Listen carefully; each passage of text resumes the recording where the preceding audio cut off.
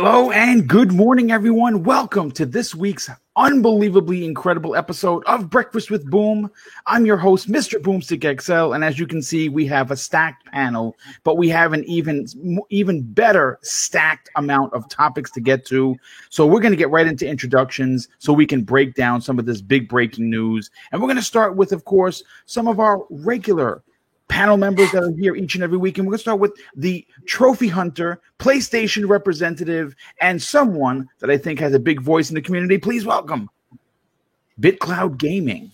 What's going on, ladies and gents? Let's definitely have a good show. Ghost Tsushima. It's addicting, man. 50 hours, and I'm not even at chapter 3. I just got to Act 2, so yeah. So here we go. Listen, it's game of the year for me so far. So there's a lot to get excited about that particular game. Sucker Punch completely knocked it out of the park, and it is one of my favorite PlayStation 4 games of the generation. Right, standing shoulder to shoulder with Horizon Zero Dawn. For now, I'm going to see which one edges the other out. Next up, you know him as someone on loan from the PlayStation Nation. And Joe, you can tell them the check is in the mail. Okay. I checked the tracking number, and it should get to them sometime in 2026. So we'll make sure that it gets there. Joe, thank you so much for being here. The voice in the trophy room. What's going on, dude? Man.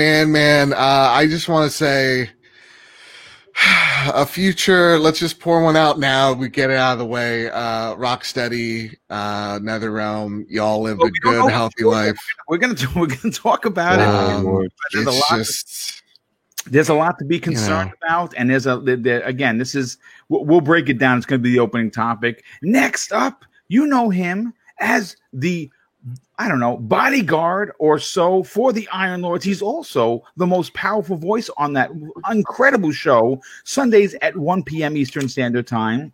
He's also the host of a little podcast known as the King of Statues. He's also one of the voices on lordsofgaming.net, and make sure that all the things are on the up and up. Please welcome the busiest man in YouTube, King David. Oh, thank you, Boom.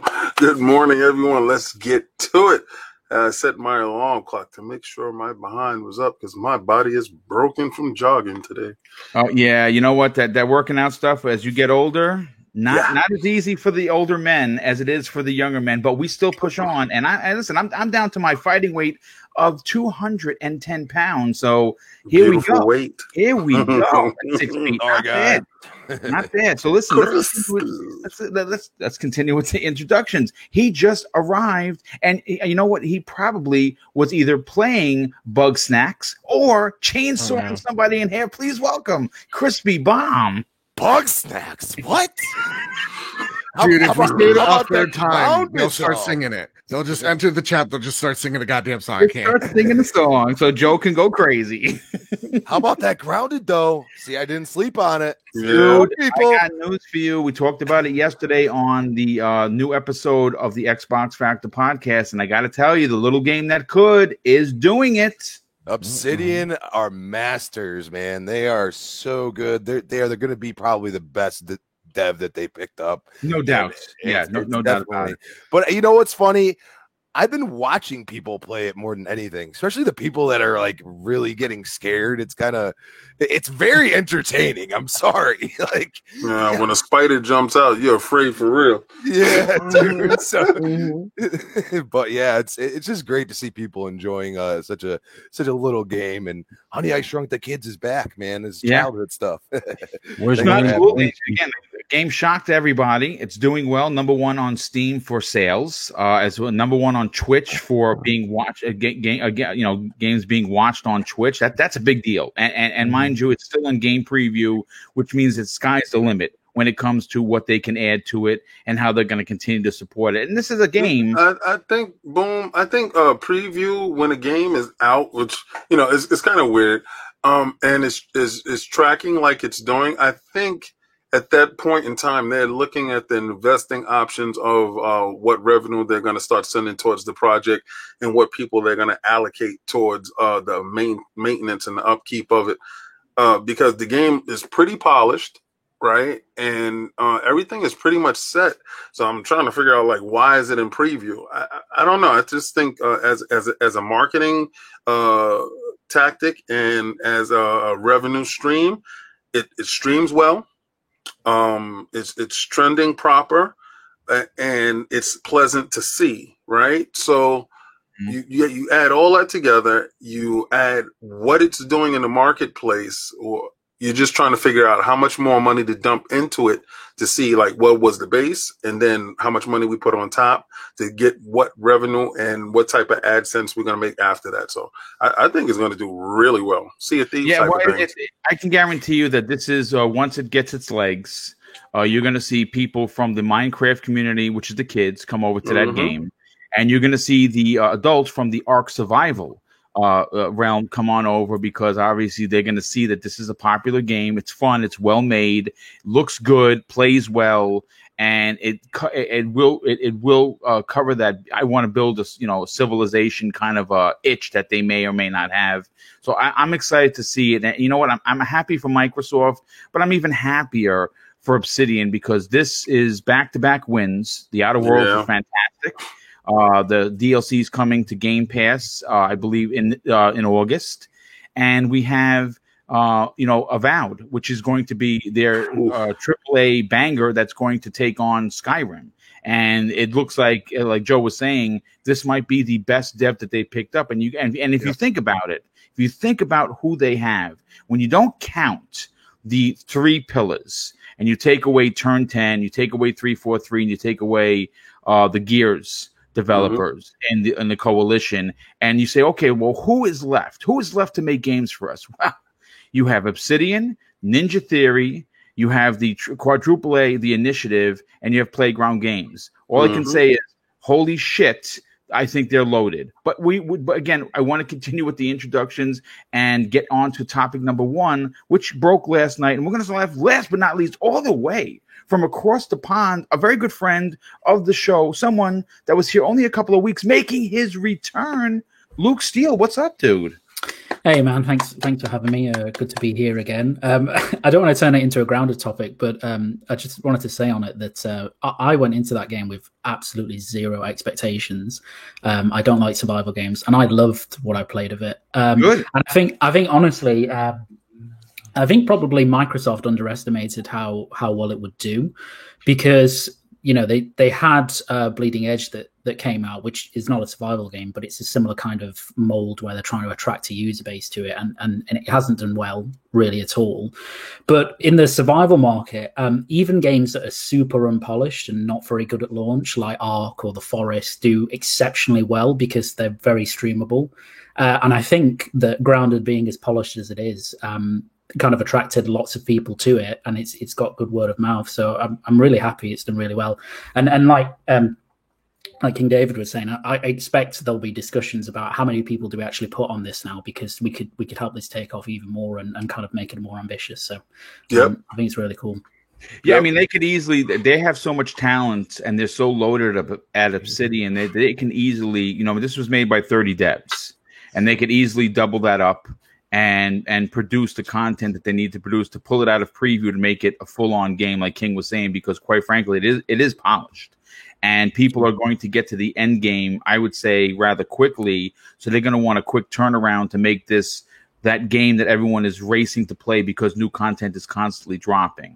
And it's an interesting, and it's fun to see the industry turned on its ear, to be honest with you, because if we remember, and I remember very, very vividly how the finger pointing and name calling from the not only the knucklehead community that we unfortunately have to deal with sometimes, but the gaming media themselves. And to be fair, the only one that stood their ground, that actually gave this game a shot, that put it on the cover of their magazine and had really rave reviews about it before it was out, was Game Informer. They were one of the few that were out in front of this game saying, wait, hold on a sec, don't discount this game. There's something here. And it turns out that they were right. So big hats off to Game Informer for keeping it 100. But, last night the internet was set on fire. And of course, being that I get a lot of DMs from many people in the community. More specifically, I got a personal message from Joe, Mr. Badbit, and it was the worst case scenario. Oh no, message I was hoping never to receive, and it was there.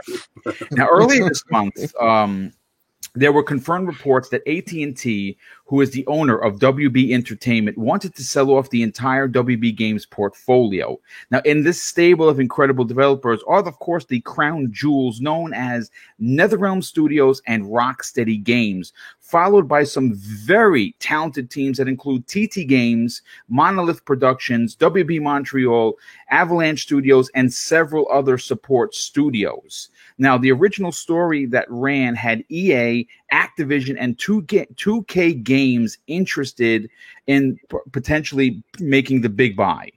Many in the gaming industry, which included both content creators and the gaming media, all held their breath in complete disbelief because we don't want either of these companies to get it. And then another big-time potential suitor appeared. Some people called it the White Knight. Some people said it was just better, smart business.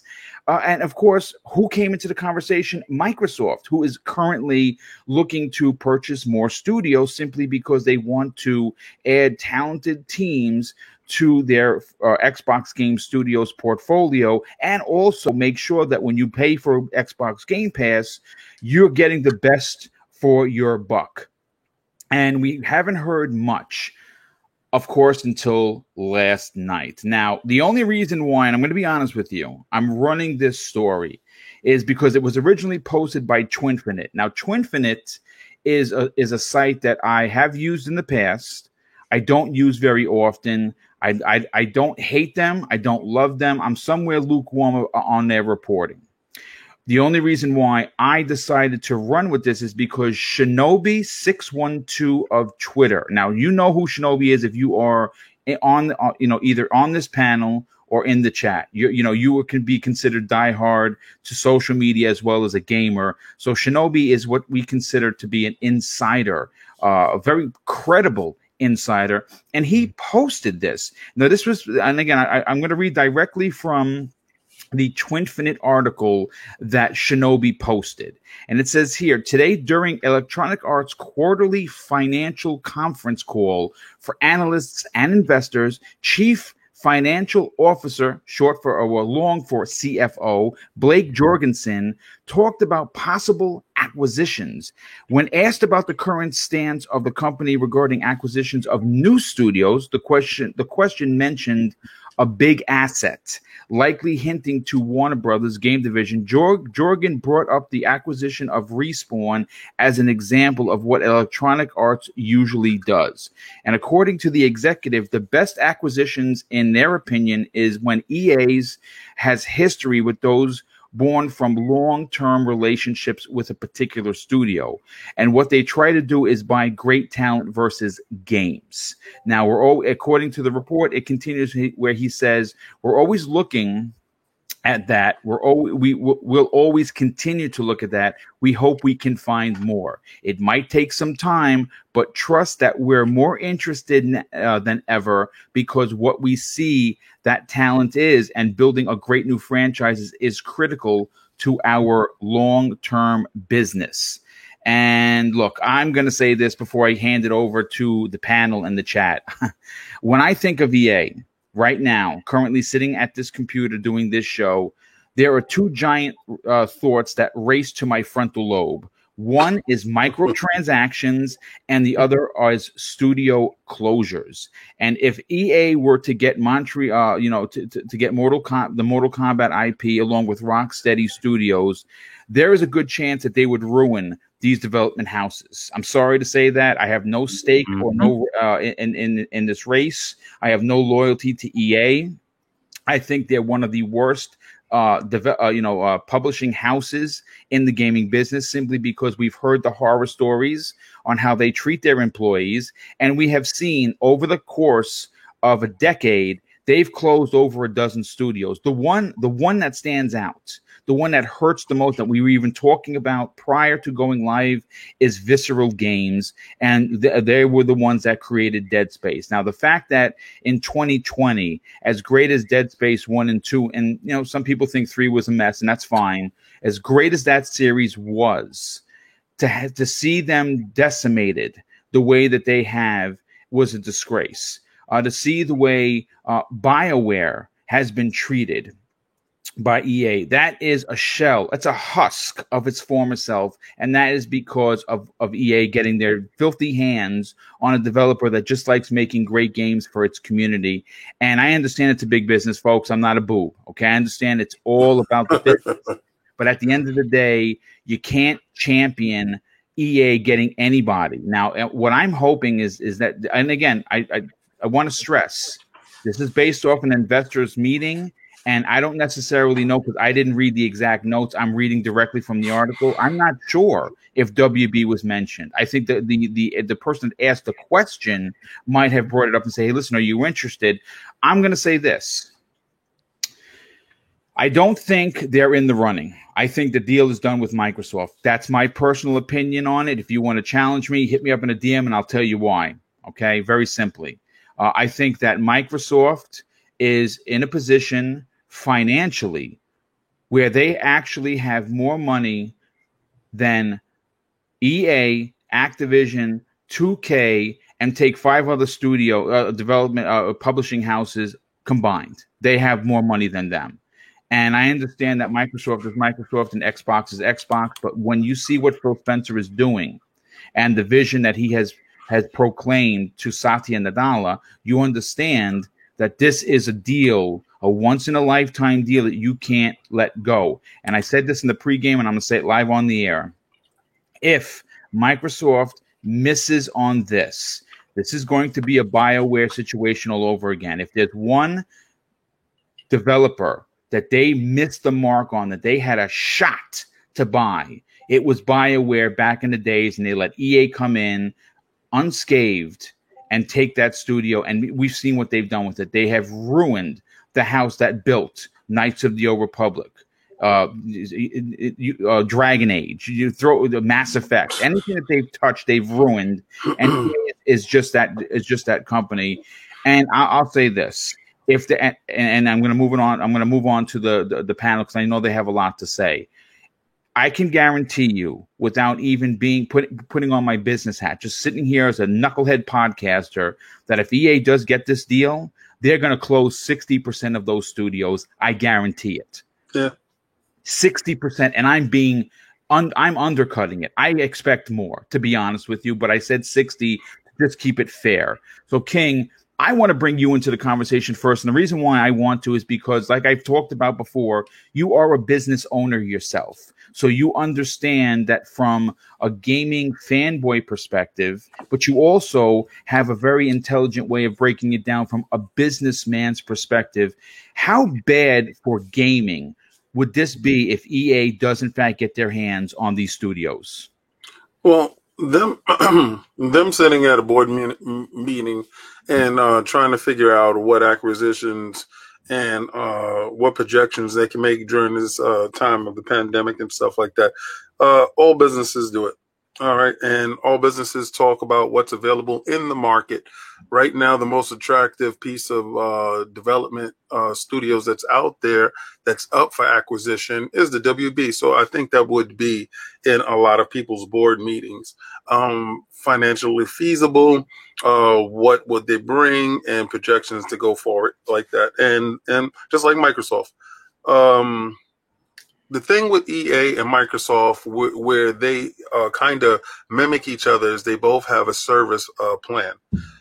EA with Origins and Access, and Microsoft with Game Pass and xCloud. So when you see that, you say to yourself, okay, we can make money from them in this manner, right?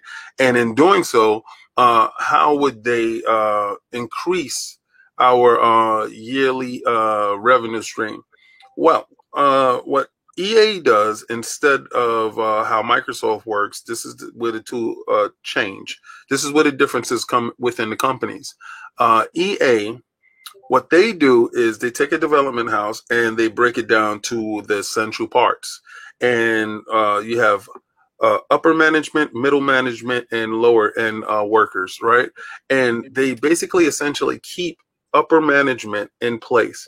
Middle management, maybe they move a couple of pieces, and lower workers, they basically gut and get rid of, because they have their own workers that are lower tier workers, right? And they work them to the max. So what you would do is, let's say let's say Insomniac Games for EA. You take Insomniac Games and you remove the glut, the bottom fill, right? And that would be probably 40% of that studio. You would keep the 60%, which is management that keeps things in place. And you would take that and you would put that in place, and then you will add your pieces to the bottom of that. That way you don't have to worry about paying workers that you don't need, right? So that's how EA operates. And in that same stem of thought, that they think in doing that, they save money. But remember, in any company, the heart and soul is your bottom workers, your lower end paid workers. Those are the people that you see when you go inside the store. Those are the greeters. Those are the people that's taking your order. Those are the people that's cooking your food. Those are the people that you see on a name-to-name basis that you walk in. Those are the people that is actually the heart and soul of your company. Yep. Very rarely do you see upper management, or sometimes you may see a manager, which is middle management, right? Mm-hmm. So when you gut the heart and soul out of your company, what happens? It falters. All right. I heard a lot of you guys talk about how a couple of your favorite franchises were picked up by EA and they no longer resemble what they looked like before EA got a hold of them. This is the exact reason why. You can't quantify what Michael and his team brings to the project. So if you eliminate Michael and his team to said project, and you're trying to recreate that same energy that was there in the project initially, it's not going to be there because his team is no longer there. All right. So what EA thinks of it, they think of it as in analytics. They don't think of it logically. Logically, this is how Microsoft thinks. Logically, Microsoft takes a studio, puts a studio in place, then thinks about how they can enhance that studio with outside entities or entities within their own company to bolster the team. It's like giving it a booster pack, right? So you bring in the same team and you ask that team, hey, what do you need to make you more efficient? What do you need to make you work a little bit better, right? And that's how you're supposed to work with a company that you acquire. You don't take away, you add to it. Everyone's fear, and my huge fear, is what EA does to every team. They turn it soulless. And when it's soulless, you get stuff like microtransactions. Yep. You get stuff like yearly iterations. I stopped purchasing Madden football games because I couldn't distinguish it for the first year that it started off in a generation to the last year, other than minor tweaks, minor gimmicks. Right? So yes, it's terrible to say that about a company, but EA is looking at the gaming business of gaming, the business side of it, and they're not looking at the soul side of it. So no, I would not, say, oh, I want EA to purchase them, but I don't think EA is actually in a position to purchase the WB. Can I say though, it makes perfect sense if you're WB. Yeah. Because WB's just like, if I could just jump in here for just a second. Look, WB's also almost as shitty as in terms of microtransactions than EA. They're usually in lockstep with each other. So like, but I don't think, Joe, I don't necessarily think that's why they would be a lock, simply because they have a microtransaction history. No. Let me explain. So if I'm WB, right? Because we're thinking as gamers, and I saw this news and I was disappointed because I want Microsoft. Like I was about to tweet out, Phil, I don't care. You make Batman exclusive. You got to do this. Any company could take out a big ass loan and buy out these companies. If you're taking a look at EA, they need the portfolio. They know exactly where they are right now. They're not idiots. They're not stupid. They know exactly what their reputation is at this very point in time. They know exactly what they need to fix that. They need a diverse portfolio. Now, in the case of BioWare's mistakes are solely on BioWare. How EA treats BioWare is that BioWare has complete say in what BioWare does. So Anthem, that's on BioWare. That ain't on EA. It's actually EA giving BioWare freedom to make whatever game they wanted to. They actually had to prove that they wanted Anthem. Yeah, but but yeah, you know what though? They forced the engine on them. But here's the thing. I get it. The engine's awful. I get it. When we take a look at WB, when they're selling all these studios, they're also selling their IP, right? Or leasing or licensing their IP. They're licensing Batman. And again, guys, I'm not talking like I want this. I fucking don't. But you're taking a look at your licenses, your Legos, your Batmans, your Mortal Kombats, everything, right? And you go, okay, who can maximize my profit the most in not just the here and now, but the long term? We like to shit on Madden. We like to shit on FIFA, but those games individually are billion-dollar franchises. Mm-hmm. They make hundreds of millions of dollars on microtransactions alone. Those games, as much as we like to crap on them, they print money. And as much as we want to shit on Star Wars, because I love Star Wars and seeing what EA has done sucks. But just on the mobile division alone, they have printed billion plus dollars on the Star Wars IP alone on mobile. Battlefront 2. The issue with that, though, and I noticed you said they make more money with the microtransactions and everything, right? Yeah. If you look at the structure of each of those games you mentioned, they're all based off the pay-to-win model in general. Like you have to buy VC which is frowned upon. Yeah. Which is tremendously frowned upon. It's frowned upon in this community, and I think the one thing we got to realize, we're in the minority because it's frowned upon. If it was frowned upon and it didn't make money, they wouldn't be doing it, but it makes money. And WB at the end of the day has done similar things when it comes to Batman and how they've handled their DLC and their microtransactions as well. WB is not caring about whether these games are critically received or whatnot. They care solely on the profits of which they're going to get for their IP in the long term. Again, I don't want this. But when you take a look at Microsoft, we're seeing the benefits for Microsoft, right? We're seeing, oh my God, Batman and Game Pass, Mortal Kombat and Game Pass. But what's it doing for WB in the all right. Let me attack this because you gave me a point. I'm going to give you a counterpoint, right? Go for it, please. None of those games, not one of those IPs fit in EA structure. There you go. All right. So when you're looking at EA structure, I don't know what you saw, but when I saw EA structure, they have seasonal plants, right? Yep. Yeah. And in these seasonal plants that they drop out, maybe in that year, you might get one or two franchises that will launch out as a Star Wars, or it would be like an RPG to fit into that slot, right? So you have FIFA during FIFA season. You have you have Madden during Madden season, right? They can't crack a nut when it comes to basketball, but that's not going to stop them from trying every 4 to 5 years when you get that bad taste out of your mouth. All right. Then you have Star Wars at the end of the year to end of the blockbuster. Now, this you did name licenses. Yeah, well, this stuff is how EA works. When they go to the boardroom, they know what's slotted in for what.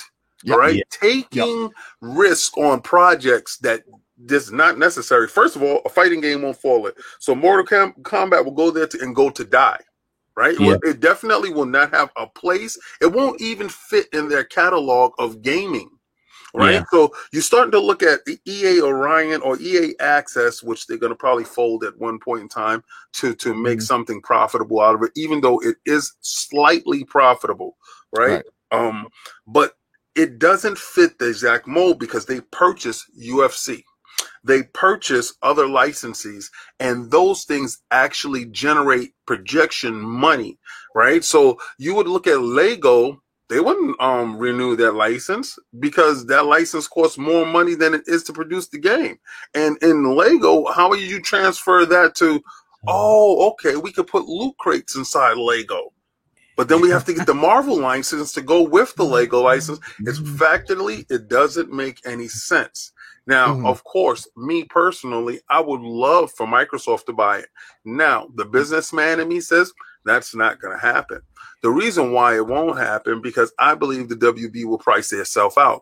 I think Microsoft can get to 2.1 billion, maybe 2.4, but anything above that, then they're gonna turn around and just say forget about it. Just the same way that they left BioWare on the shelf before. When you price yourself out, somebody else comes and picks it up, of course.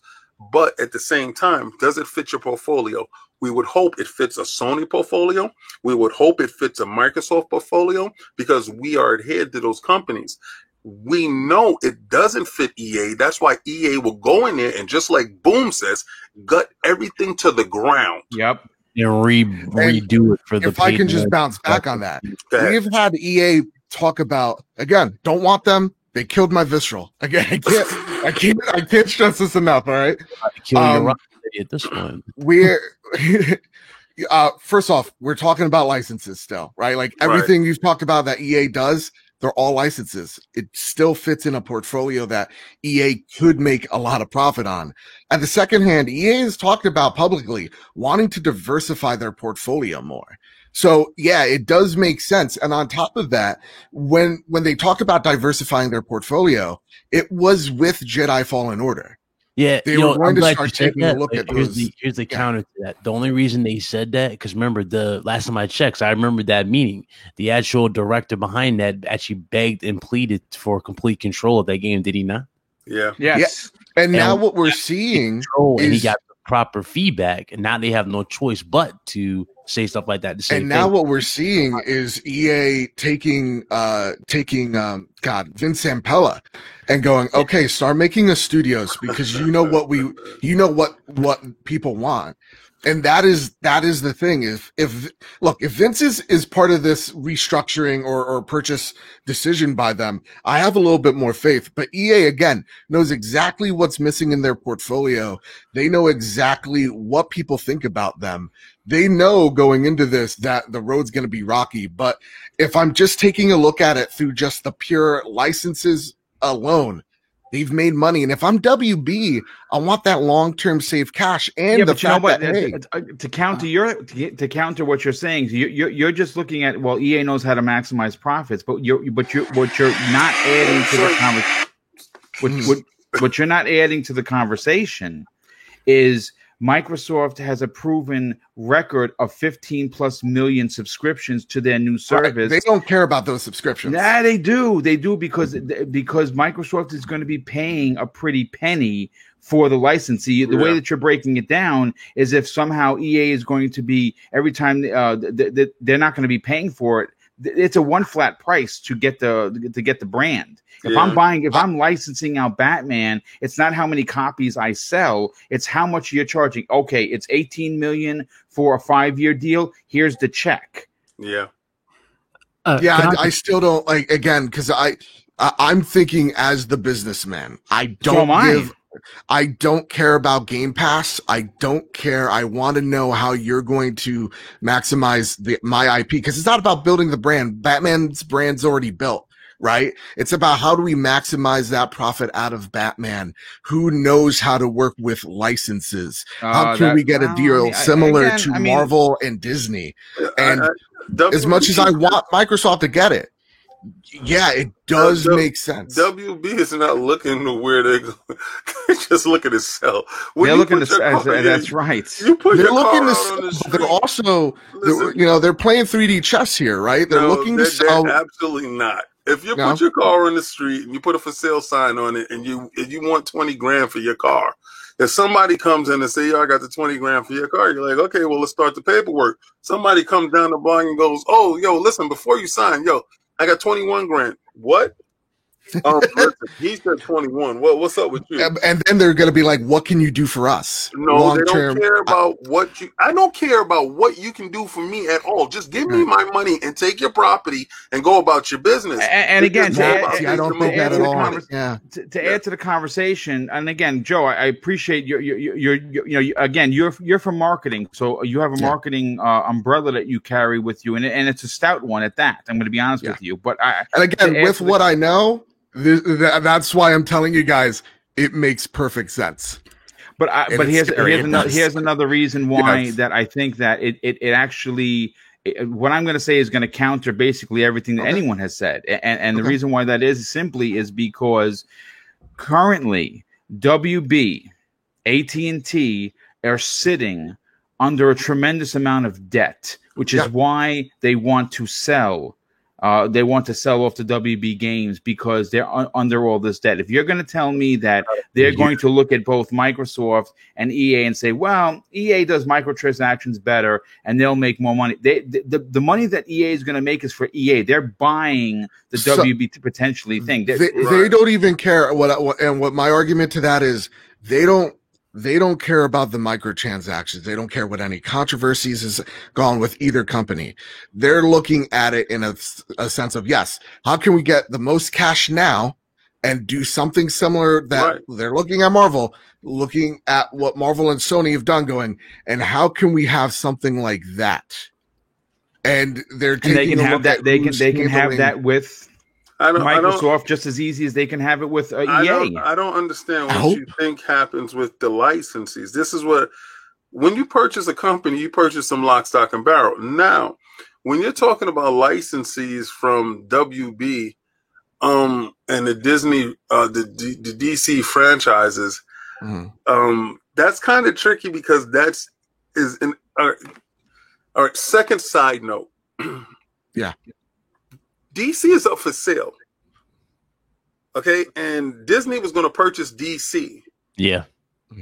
The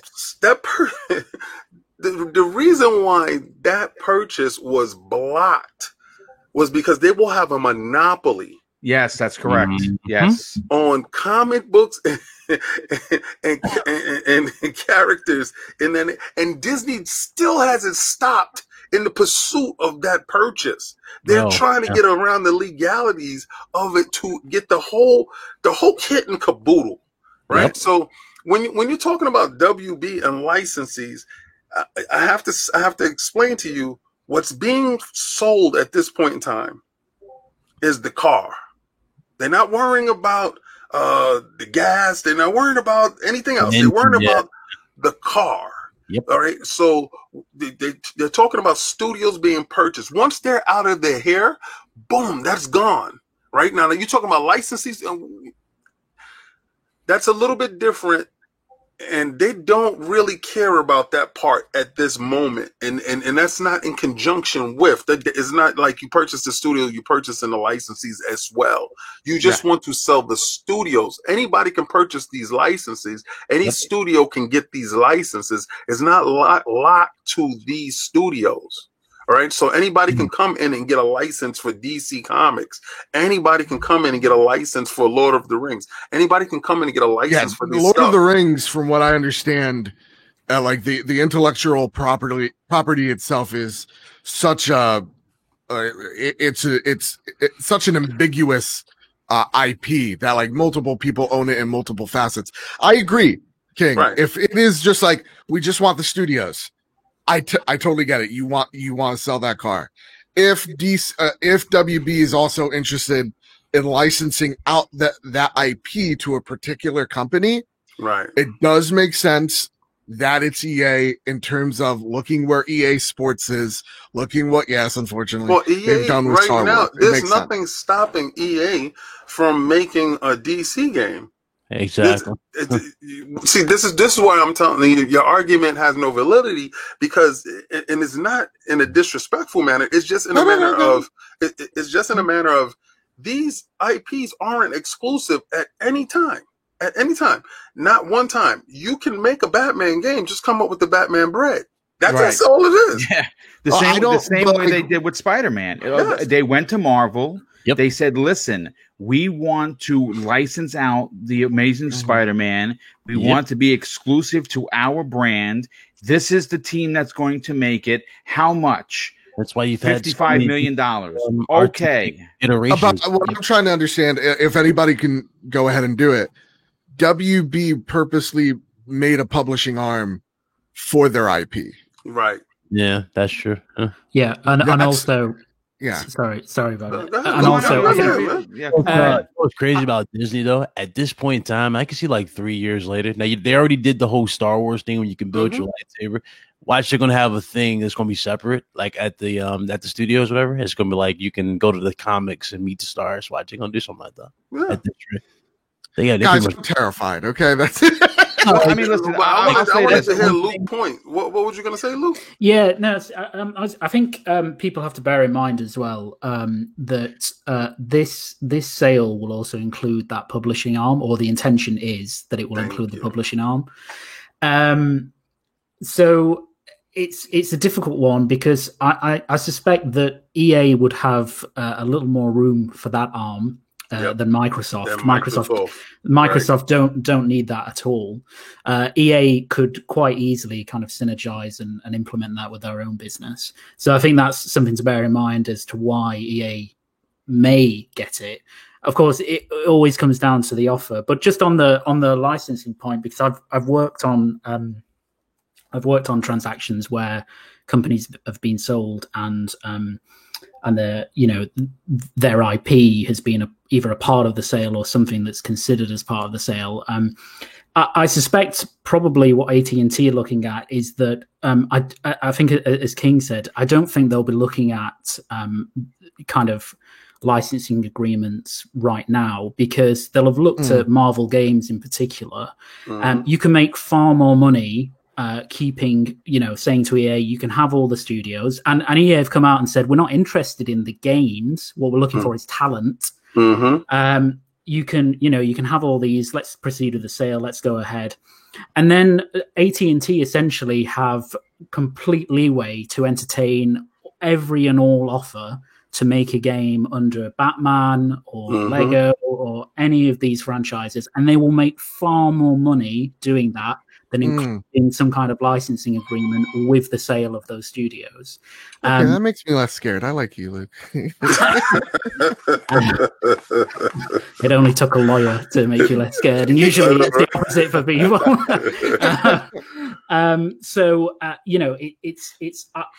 I, as a gamer, I would much prefer that Microsoft get the studios, and I think it makes a little more sense in terms of Microsoft getting them. I think from a selfish perspective, because I think Microsoft's idea of recurrent revenue now isn't based around how much can we extract from a single game. It's based around can we lock you into an ecosystem? Can we keep you there?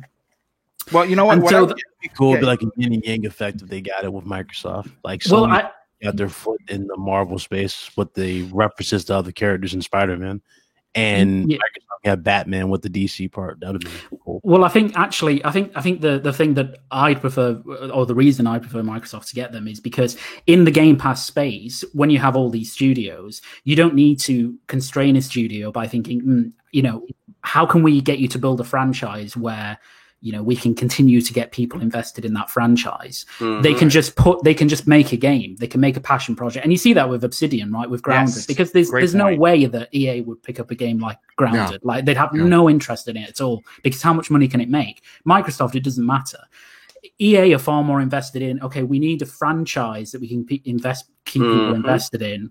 And we need to keep people drawn into that. So from a selfish perspective, I prefer Microsoft get them, because at least then the studios have creative free reign to do what they want, instead of being made into these franchise farms that EA invariably do. Yeah. Also, I do want to just make point for anybody yelling at me in chat. I'm like devil's advocate right now. No, what you know what I mean? Yeah. No. Your points is very valid. Get this. Yeah, absolutely. Again, even if like we're making Batman exclusive, we'll just think back to what Blake Jorgensen, aka Satan, said. It would be like, fine. You make Batman at however expensive you need be, right? So again, I don't want EA to get it. I could see the business sense in it. I much rather them being a happy home than a broken home. So I want Phil to pay out that cash. We all want to have like the information, the inside. We all want to have that. Like, so that's why I just looked at one of these text messages and I was like, and I hit the link and I was like, no, because it was inside information, right? And I was like, shh, be quiet. But okay. Just like Luke said, the publishing arm, I think, that's probably the sticking point to this whole thing, because let's say EA is like, okay, we're cool with adding that and having that and purchasing that. Let's say Microsoft is like, okay, we just want the talent in the studios. We don't necessarily need this. Well, how much do you value the purchasing arm for? And if, WB is married to the purchasing arm being sold along, the publishing arm being sold along with the studios, I think that could be a huge sticking point, because then that adds value where you don't see value. Like that's like, I'm bringing it back to the car scenario, because a lot of people here are like, what are they talking about? All right, that's like you selling your car and you don't have factory rims on it. You have, your BBSs on it, and you're like, yo, but I paid 10 grand for the BBSs. And they're like, well, you still got the factories? Yeah. All right, how about you take that off and you try to sell those rims to somebody else, and I'll just take the car minus the 10 grand. And, sometimes they're like, no, I'm trying to sell it together.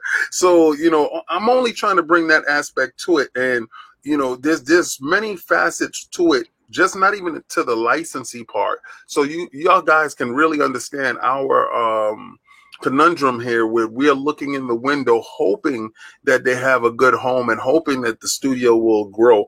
My only personal belief and hope is that when Microsoft eventually purchases them, that they do what they've done with all the studios that they have purchased already.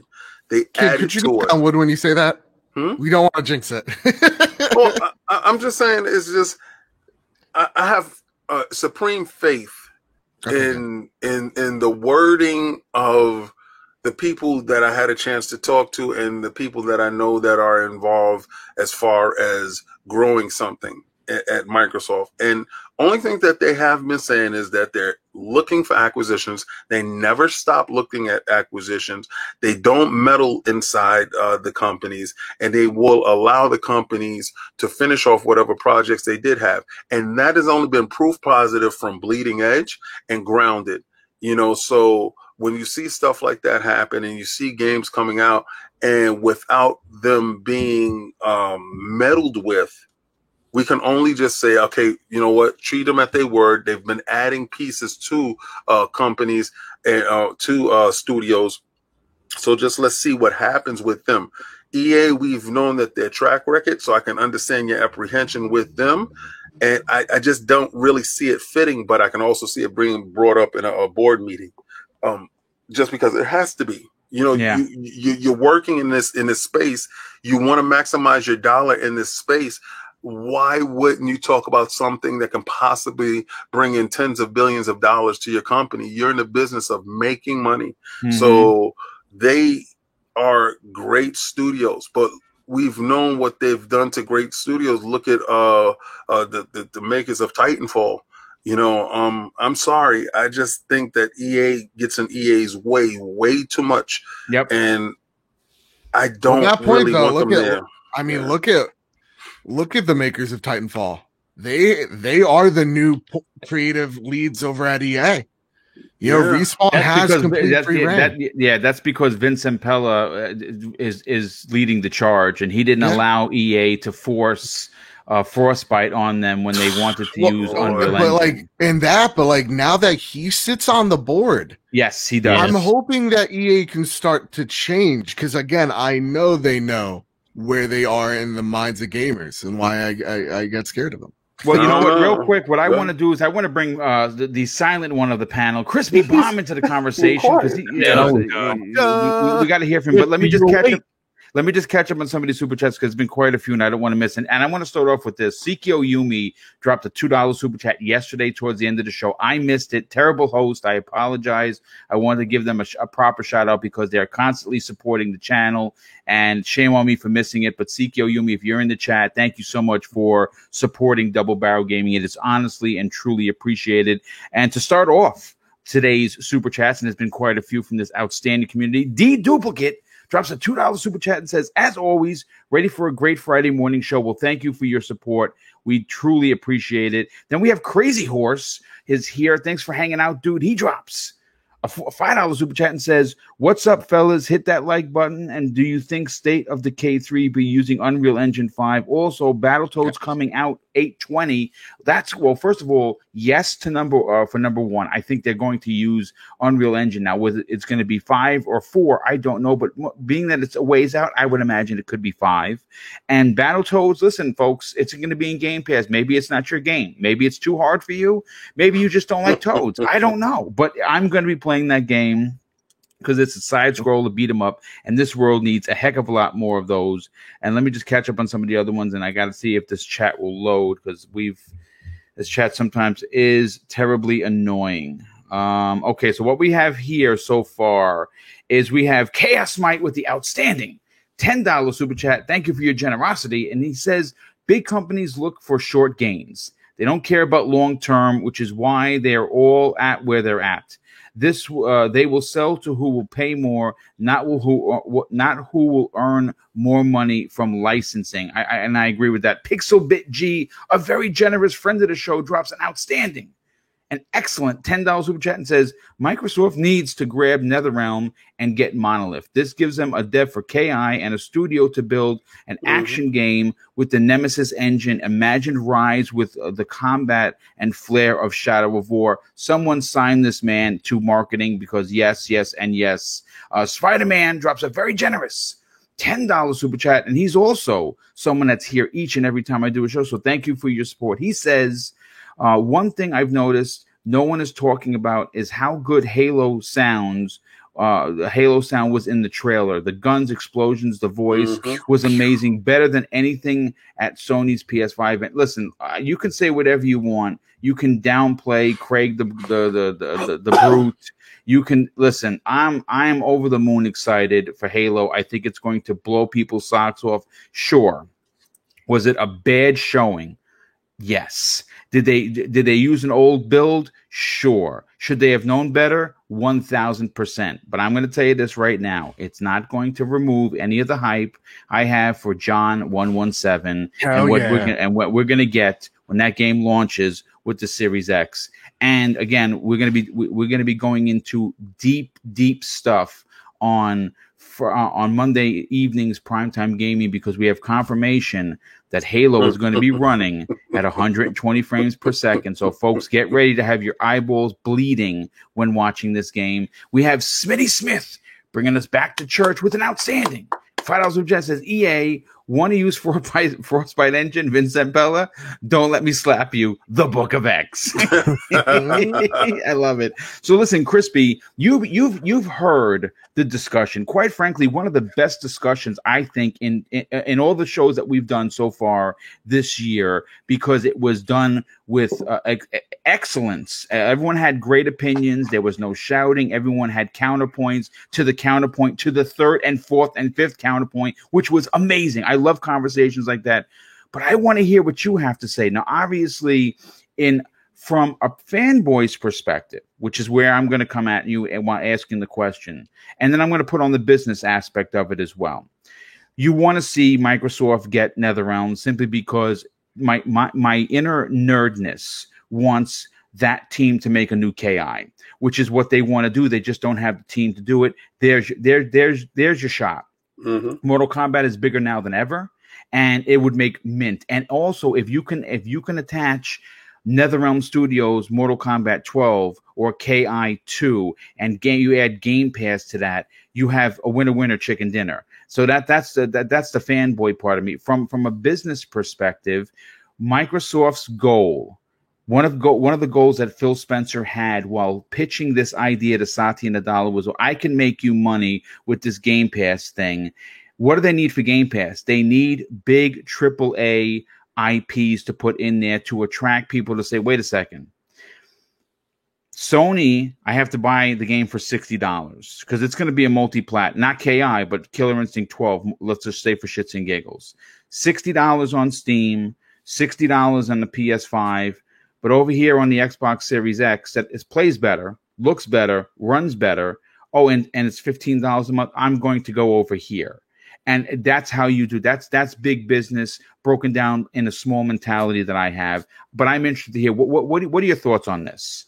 Well, to be honest, you know, looking at it from just purely a huge MK11 player, is that you really, really want Microsoft to purchase this. You know that it's going to stay third party, at least as far as, you know, letting Sony fans play. I want as many people to play it as possible because I think they did a spectacular job. I think this is really just an homage to the older games as well, you know, and really that comes down to Ed Boon. And I mean, I follow him on Twitter and I'm just waiting for him to say I'm leaving, because as soon as you see that, you know, somebody that we're not going to be happy about bought it, whether it be EA or not. I still have hope that Microsoft bought them because there's a diversity there that EA really doesn't play into. You know, and Game Pass is the perfect realm to have IPs such as Lego and stuff be licensed to, because, you know, Microsoft would be very interested in that because they really want to just go after as many different type of gamers as possible. And that's really their whole goal in Game Pass. You saw it in the showcase. They're really trying to just, diversity is the key for them, and they're willing to spend the money. They don't care if they make money in the front end of this. They want to make money in the back end. They want gamers to be happy and look at Microsoft as a company that really is gamer centric and really wants to be consumer friendly. And they're really going after that, whether it costs them money or not, because obviously they have money to spend. So we're not concerned about that. But I also look at, if WB is looking at their licenses and saying, okay, well, we're going to make money, you know, off of these in some way, shape, or form, whether it's right away and you just sell it all at once. Well, who's going to be willing to do that? And who's going to be making the games that have already been good? The ones that you're selling, the devs. So why wouldn't you, you know, go with the person that you're going to sell those developers to, you know, and say, because you really want quality games, so they want to continue to buy your license when the contract's up. So it would be logical, because of the diversity in Game Pass, that, you know, some of these smaller devs that make the Legos and other things will still be successful, and your licenses are still being purchased as the years go on. And it really, that's the only hope I have. I will say that EA, at least by putting Vince, you know, in a higher position, has really, you know, started to at least listen, you know, to somebody that knows the beat of the drum, as I like to say. And that's important because, you know, EA as a whole has really, besides Jedi Fallen Order, I haven't purchased any of their games in so long, you know. That's what really bothers me. And I'm hoping that him, you know, being a lead of DICE also, maybe we get that Bad Company we've been waiting for eventually. You know, right. and that would be spectacular, because that is probably one of my favorite games of the last 15 years. You know what I mean? It was such a good game. The destructibility was it was so ahead of its time, and the way you felt in that game. And there's only one gym they got though, and that's the Star Wars thing right now. That's all they got. Yeah. And you know what? I here's a perfect example of how they could ruin a franchise. Simply look to how many games that EA had for Star Wars that were canceled, how much talent was sent packing, how many games went to the wayside, and how Battlefront 1 and 2, regardless of how good it looked, was just an abomination. At the end of the short, is it fixed now? Yes. But after being in the trash compactor with that creature for the last 3 years. So, I mean, listen, though, because remember they had to launch it with the movie. Remember that? And like they needed a good standout because of the last backlash they got. And it's crazy because Amy Hennig, I feel really bad for Amy Hennig because she never had another project that actually got off his feet since Uncharted. Yeah, I know. I feel bad for her too. She started. I believe she started her own company. I don't know if if she's making a game. I said from the beginning, I'd love to see, and again, this is just being the fanboy in me, I'd love to see her take a spot with Microsoft, potentially giving her a studio, maybe or working with her studio to have something exclusive, because I think that she has a great mind and there's probably a lot of story left for her to tell. I believe she works at Skydance now, if I'm not mistaken. Yeah, she's one of the best writers out here for sure. She's without a doubt. Yeah, she's very creative. And I don't know if y'all seen the new UFC trailer. Did you see it, David? I did not. I don't play that game, bro. Listen, if you look at the new UFC trailer, it literally usually when a game comes out, especially in these these sports or combat sports or just sports in general, what do you expect? Updated roster, right? Yeah, pretty much. Yeah, updated. Well, what if I told you they used the exact same player animations? I would believe you. And they did not change anything. I would believe you 100%. I stopped even entertaining that game, I think like 2 years after they make it, because I say, here goes the EA effect. I'm just like, I'm over it. Aspect, it was like legendary uppercuts. Oh God, I'm nervous to see where they go. Real quick, what I want to do is, Crispy, is there anything else you'd like to add to the conversation regarding this that you might want to just throw out there before we go move on to the next topic? Because we've been on this for an hour and I expected it, but we do have a few other things, and I do want to address something in the chat real quick. I just want to say, Phil, if you're listening, please tell us that we're just, way off in left field and you guys bought it. Please. Yeah, no, I absolutely agree. Please, Phil. Please, Papa Phil, please buy this studio and make it a Merry Christmas for all gamers involved. Real quick, let me just catch up on a few of the super chats that have come in. We have Pixelbit G once again being generous, dropping another $2 super chat, and he simply says this: Human Survivor, Covenant Demon, Banished Prey. Listen, it's all Halo talk, and I'm good. And Smitty Smith, once again, dropping some donations into the Double Barrel Gaming Bank. He drops a $2 super chat and says, Lord King, I see that shirt, brother. Salute KOS. And we have a few other ones that have come in. Let me just pull them up real quick. Well, we actually have quite a few. Hold on a sec. Let me see. Sometimes this chat is just so fast. Okay, here we go. We have Jose Cruz. First of all, Mr. Cruz, welcome to the show. He drops a $5 super sticker. Thank you for your generosity. But more importantly, dude, thanks for hanging out. We really appreciate it. And a very good friend, a very generous friend of the show, Scrub Nurse, is here, and he drops an outstanding $5 super chat and says, sup to the panel and chat. Can't chime in, but definitely listening while on the clock.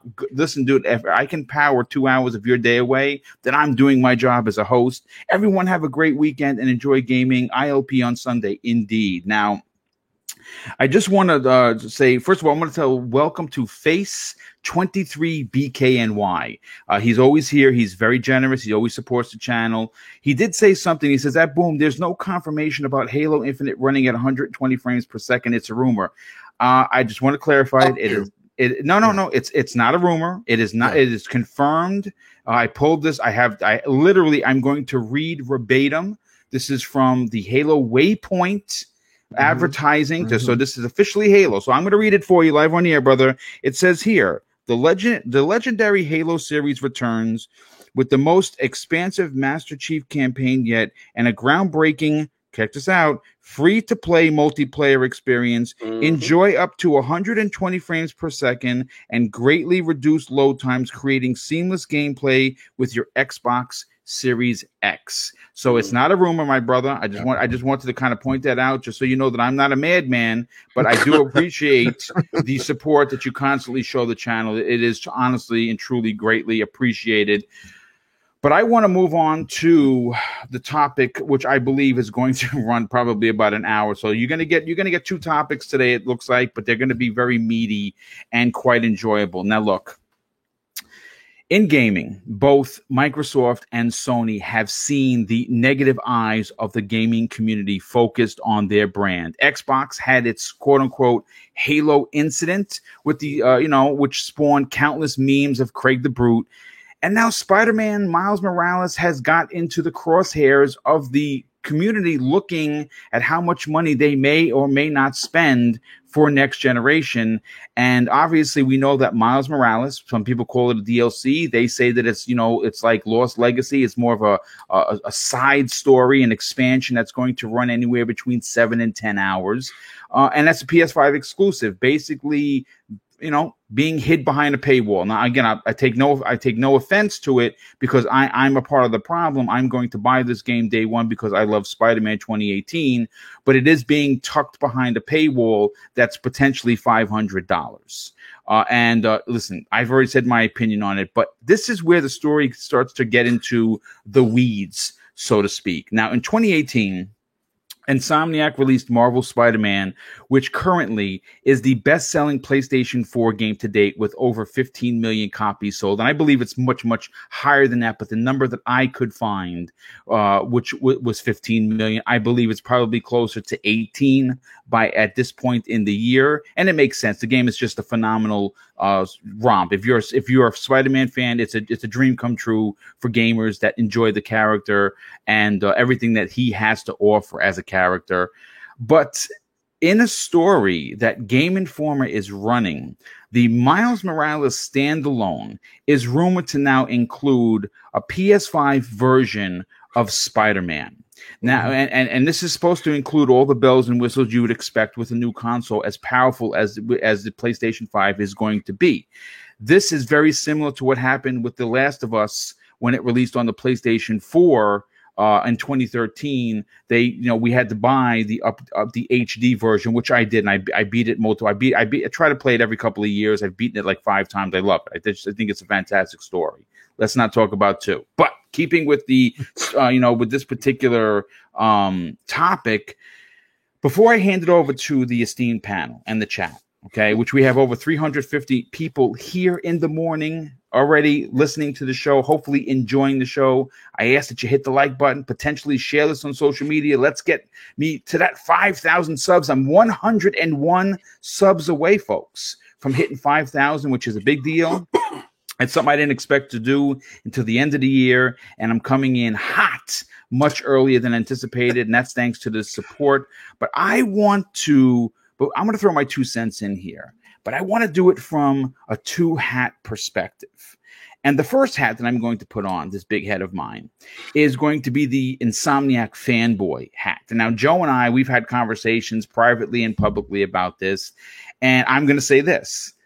The selfish gamer in me says this about this package. I'm going to get a chance to play Spider-Man 2018 all over again, get all new trophies, get another platinum, and I'm going to get the PlayStation 5 bells and whistles. Sign me up. I'll pay the $60. I'm getting Spider-Man 2018. I'm getting Miles Morales. I'm going to platinum both. I'm excited. Fanboy, I admit I'm a huge part of the problem. I completely admit that I am the part of the problem that needs to be stomped out, because I'm willing to pay the $60. Now, this is where the non-consumer hat-friendly Mr. Boomstick puts on this hat. And here's where this opinion comes from.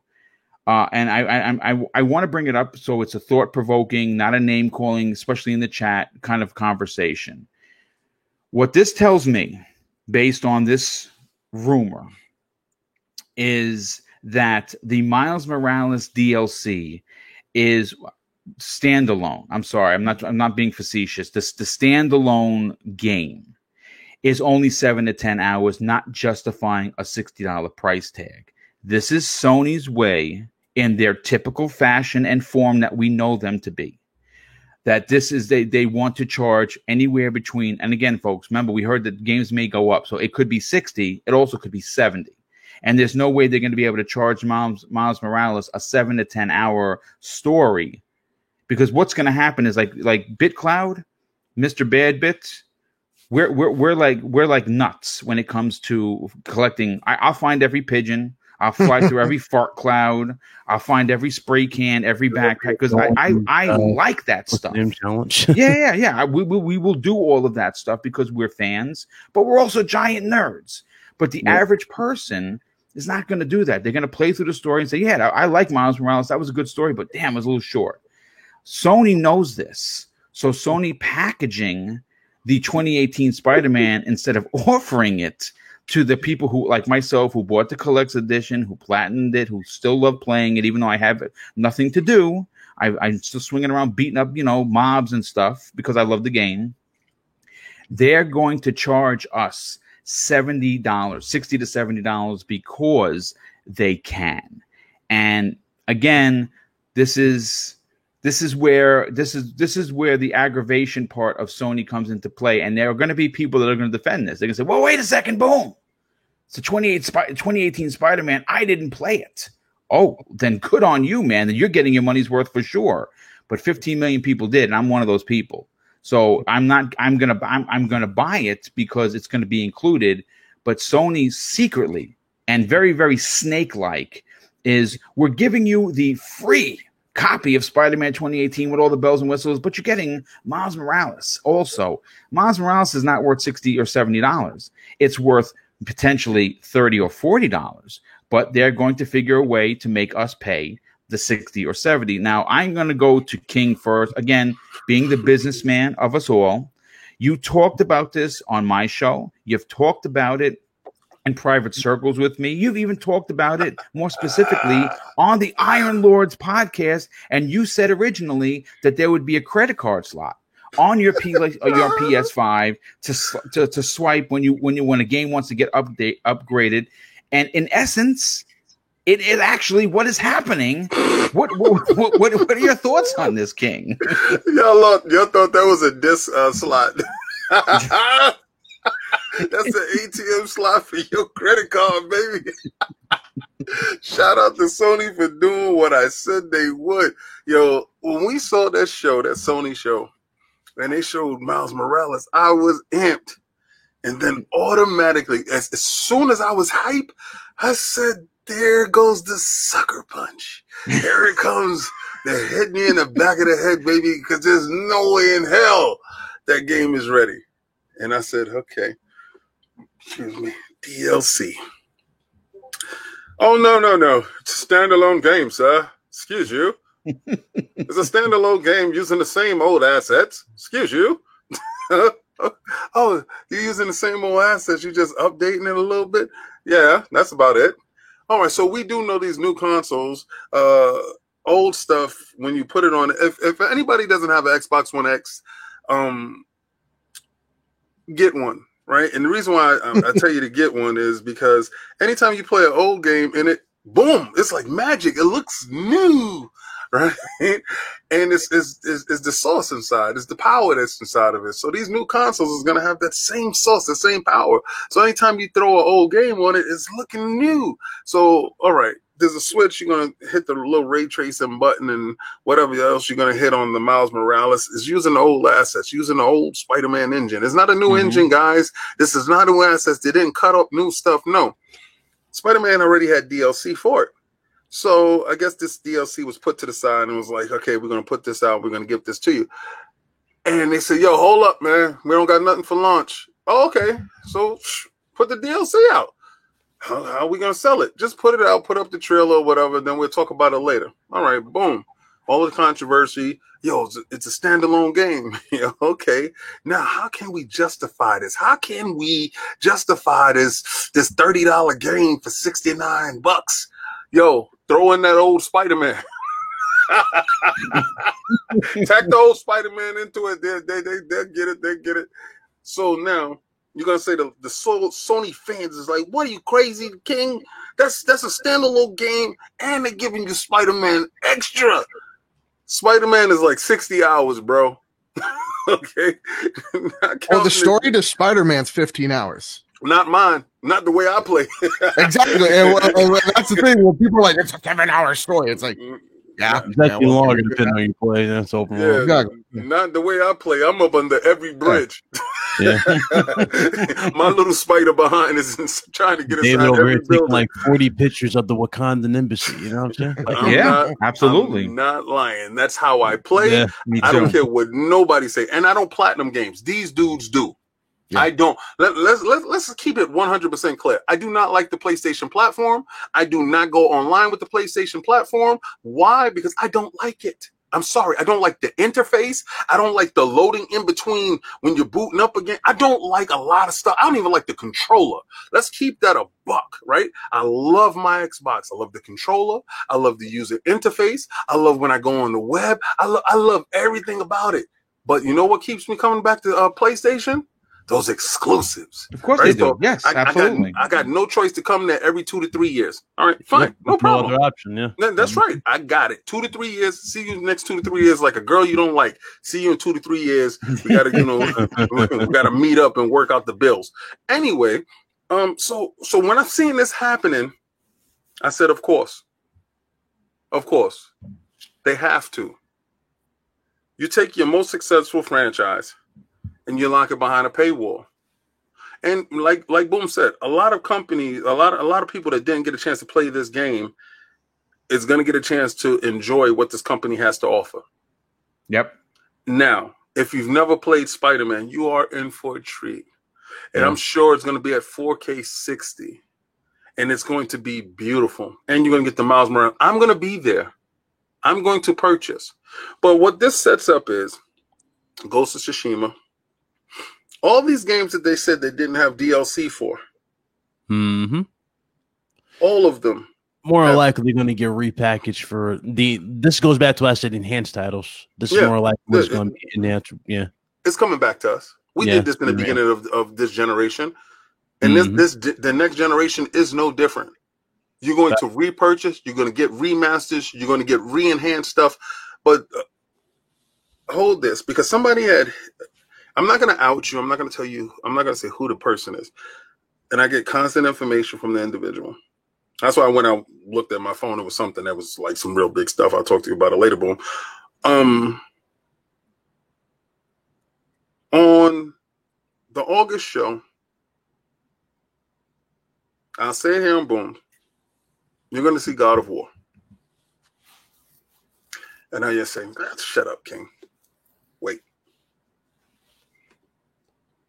You're going to see that DLC that they said they will never give. Yep. The story ended in a manner that it shouldn't have. You saw parts of the world that you couldn't get to, but that was there. Mm-hmm. Yeah, like Asgard and what was it? Hell? It was like Hell's World. If you watch the documentary from Corey, who's a personal friend of mine, crazy personally. Deep ambition. Not Joe's. He really has some deep ambitions. For they called him crazy. Like he said the DLC that we had planned out, they said I was crazy and they would not let me do it. Folks, that DLC is done. It's coming. It's no doubt about it. Because God of War is 3 years out. God of War for the start. No, I think God of War is closer than that. Oh, okay. I think God of War is what I think we're going to. Well, I say I'm gonna stand on this square. They're gonna show it. Now, from what I'm thinking they're going to show and what I believe that they're going to show, I think that game comes out a year from show date, probably next September. And the reason why is they're going to repackage the first one with this huge DLC that's going to give you 20 hours. It's a game. All with no new assets. They're not doing new assets, guys. They're not going to scrap an engine. They're going to enhance the engine. They're going to work with the engine. Forgot his full potential, probably. That's all they're going to do. 60 frames a second, 4K. Yeah. And they're going to start doing that with all these hit games. And I don't see how we stop it. I just say get on for the ride. If you didn't get a chance to play these games when they first came out, this is your opportunity and this is your time. But don't get it confused. This DLC is being repackaged and rebranded and wrapped around an old bow. But it's okay because as gamers, and some of these platinum guys here, these guys are real game. I'm not going to front Big Cloud, Bad Bit, Boom. I don't know if Luke, I don't know if Crispy, but I think Crispy Bomb is like me. Crispy too laid back. He'd be, exactly. I think he's like me. we play, we ain't gonna go get it like that. So, but these dudes, if you can get extra platinum off of something that you did already, baby, that's like telling you to go ride a bike you've been riding already. So they're gonna do it. They'll knock it out the park. Yeah, So, I'm definitely gonna do that. I'm planning to do like a side by side comparison between PS4 and PS5 version, because you already know what a recent purchase I just bought, so I gotta go all out and show that off. So, but the question is this, big Cloud. The question is, I'll be too many bits for me. So too many bits. is why not with the back compatibility? Now we see why the company is so reluctant in giving you back compat and telling you, yo, this is going to be for free. Because if you already have Spider-Man, there is absolutely no reason for you to go out and buy a Miles Morales that has Spider-Man already built into it, right? Yeah. Because you already have a back compat, and if it's a back compat with up-resing and upscaling and doing all this other stuff to it that is consumer-friendly, why give you this consumer-friendly option when I can gouge your wallet in your pockets off of this DLC that is half the price? Yeah. What's interesting about it too, though, like again, they're going all out, so they have to like really go back to the drawing board supposedly with this to bring out all the assets of PS5, the ray tracing, and the performance mode. That's another thing too that we're looking into is this performance mode. What are you talking about? You talking about on the Spider-Man and the Miles Morales? Spider-Man, Miles Morales, and like really their future titles in general. Because go on. And all right, so you wait. I just want to be clear. Well, what you're saying is they're not just gonna take the game, put it on there, and just hit the ray tracing button, hit the on button because it's an on button. They're pretty much giving you the six, like any game that had like terrible performance. Like for example, Days Gone. That was one of the main issues. Days Gone. If Days Gone does get the full-fledged like PS5 treatment like this, where you get it again and they'll give you the new like features and whatnot, then more than likely you would get this at a better resolution or in better frame rate. So let's say if it was running at, let's say they were targeting this game for 60, but they got it to 30. I'm gonna call fraud on you, sir. I'm gonna call fraud on you. You don't think they're gonna give you the no, you know why I'm gonna call you? Do you have an Xbox One X? No. Exactly. I have a PC. No. Don't do it. Don't go there. Don't do that. Don't do that. You know why I'm gonna tell you don't do that? Don't do what you just did, because you would not know that once you put an old game inside your Xbox One X, it does all that stuff that you just said. Well, if I could just go ahead. If I could just step in.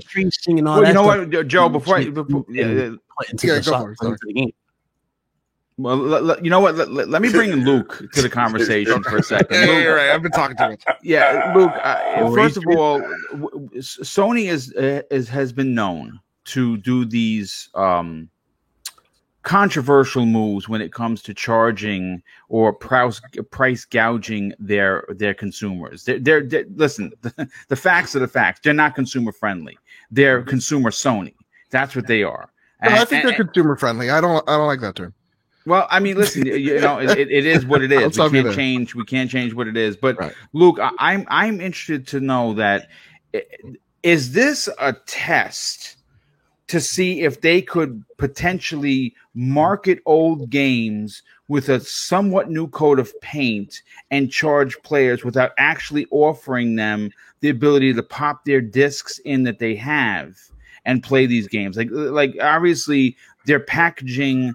I mean, the whole thing, again, I don't want to sound like I'm ranting here, but Miles Morales could run on the PlayStation 4. The fact that that's not available on the PlayStation 4, in my opinion, is a disgrace. I'm going to tell you that right now, because 15 million people who bought this game when it came out or continue to buy this game have to buy a PlayStation 5 to follow up a story that started in the PlayStation 4 2018 Spider-Man. I think that this could have released across the boards, but Sony, in their old way of marketing, Luke, is trying to sell consoles. That's their old business practice. It's what matters most to them, and that's what they're trying to do. So they locked it behind the paywall.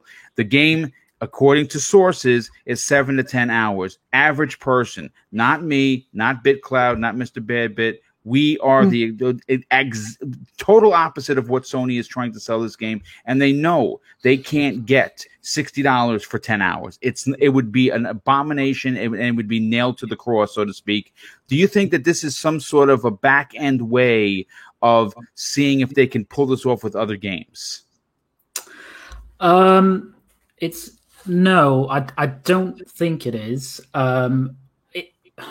It's just a weird position, because I agree that, you know, if you stripped Miles Morales back, and we've not, you know, we saw a little bit of the game, but we've not seen, you know, it actually being played out in front of us. Yeah. But if you could quite easily scale that game down to a PlayStation 4 if you wanted to. You know, they've talked about features that obviously you couldn't do on a PlayStation 4, like ray tracing, and then they've got the 4K 60 performance mode as well. But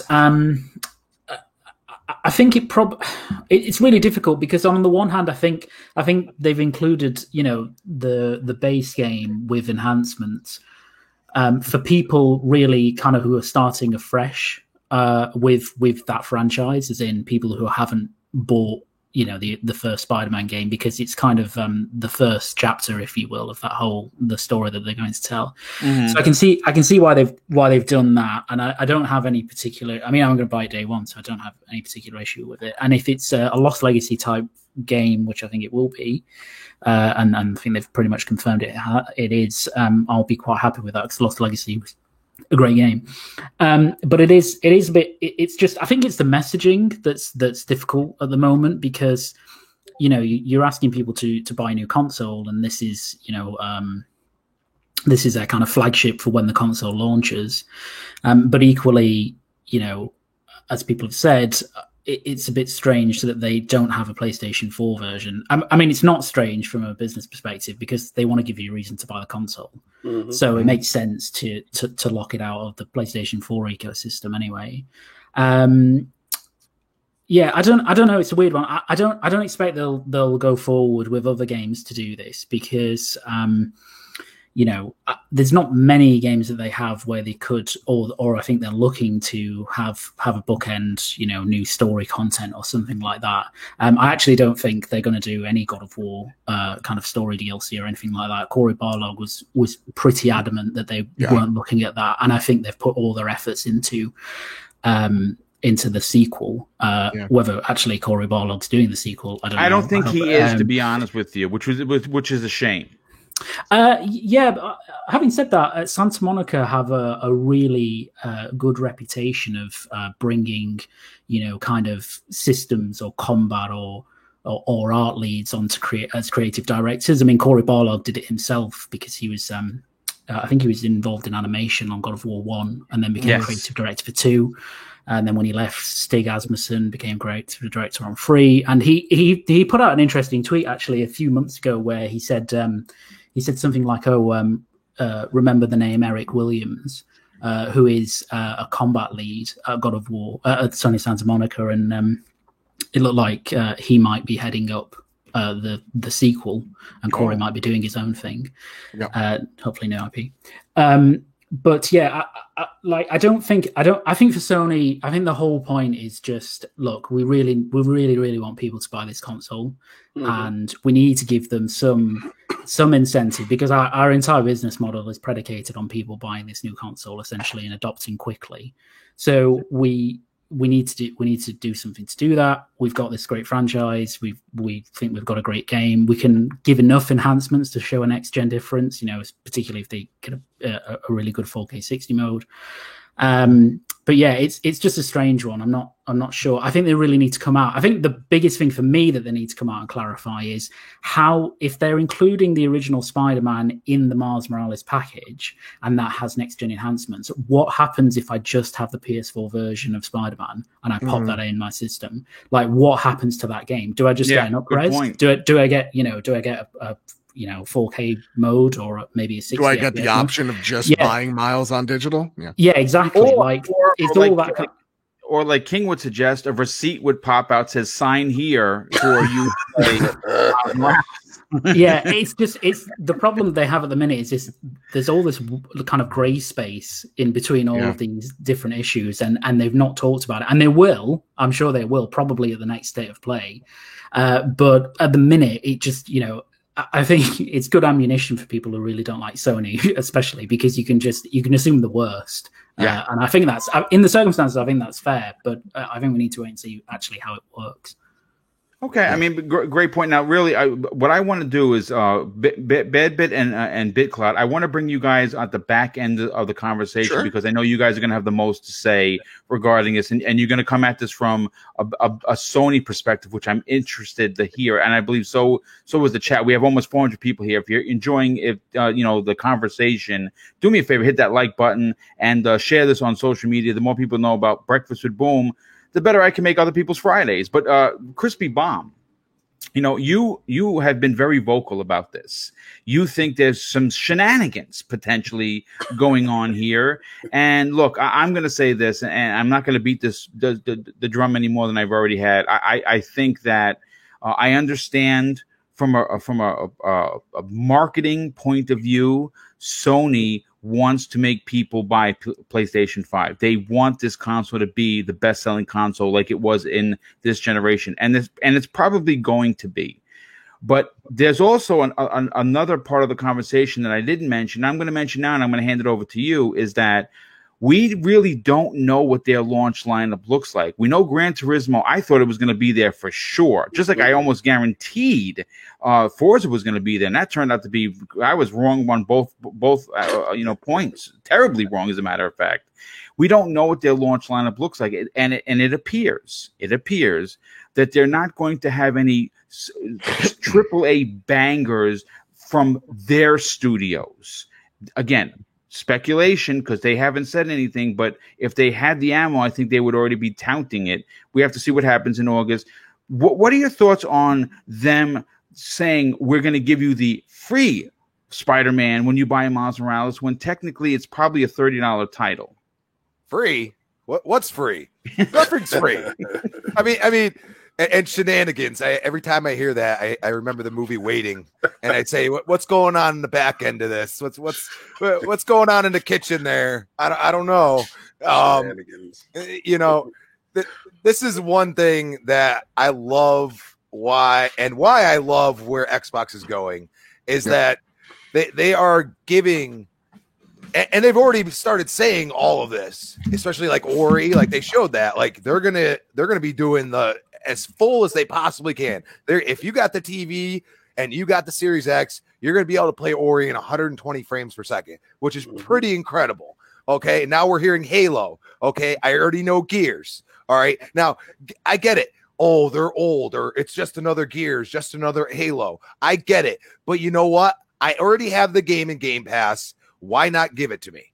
Okay. Yeah. Why not give me the full fidelity, the up-res, which is going to be insane to think that a game like Gears is going to be even better looking and run at 120 frames per second. And they're doing this. This stuff does cost money. Let's not ignore that. Okay. And I understand that, Sony's the way they go about their business, this plays exactly the way they've been, which is concerning for me because as we get into the realm of free to play, microtransactions, games as a service, more and more people are accepting this as what it is. Okay. Even EA, they get away with just reskinning and putting a new name on a Madden. Okay. Mm-hmm. And people continue to buy it. And the only thing is that, some look consumer friendly like Microsoft and some look pretty bad like EA. And what Sony's doing right now is not making them look good. Okay. Because those people that have Spider-Man 2018 that just want to buy the DLC, maybe you charge $30. Okay. I already bought the game, and then you say, okay, I get it. Pop it in my PS5. And now the DLC pops up and then I get an up-res version for $30. That would make more sense to me. You know what I mean? Because in the end of the day, me personally, most of the games I play on Game Pass, I'm constantly getting DLC. They're not even calling it that anymore. It's a games as a service model. Okay. And they're just basically saying, if you're an Xbox Game Pass subscriber, you're going to get this stuff. Now, yeah, we're going to have our skins and everything. We're going to have little microtransactions here and there, which will make money on the back end. And people do purchase them, like they do make money off these things, but they're not forcing you to do it. You know what I mean? And that's the whole point. Like you have to realize that there's been DLCs coming out. I'm going to get the Outer Worlds DLC for nothing. Yep. You know what I'm saying? Same thing for Destiny. Destiny 2's new DLC, guess what? That's free ridiculous. in Game Pass. That don't even make any sense. So, the more you think about it, the more if you take your fanboy hat off and just look at what each company's doing, they're on two different streets. They're doing two different things. And I hope Sony comes back to the middle at least and says, okay, maybe we should change our tone and at least offer this as a DLC if you own the game. You know what I'm saying? Like, yes, I get it. You want to call it standalone, whatever. But I'm going to tell you, 7 to 10 hours, I play plenty of DLCs that are 7 to 10 hours. Okay, so don't give me that. All right. Be straight up. I mean, we haven't even said what they're actually going to do as far as resolution to the game.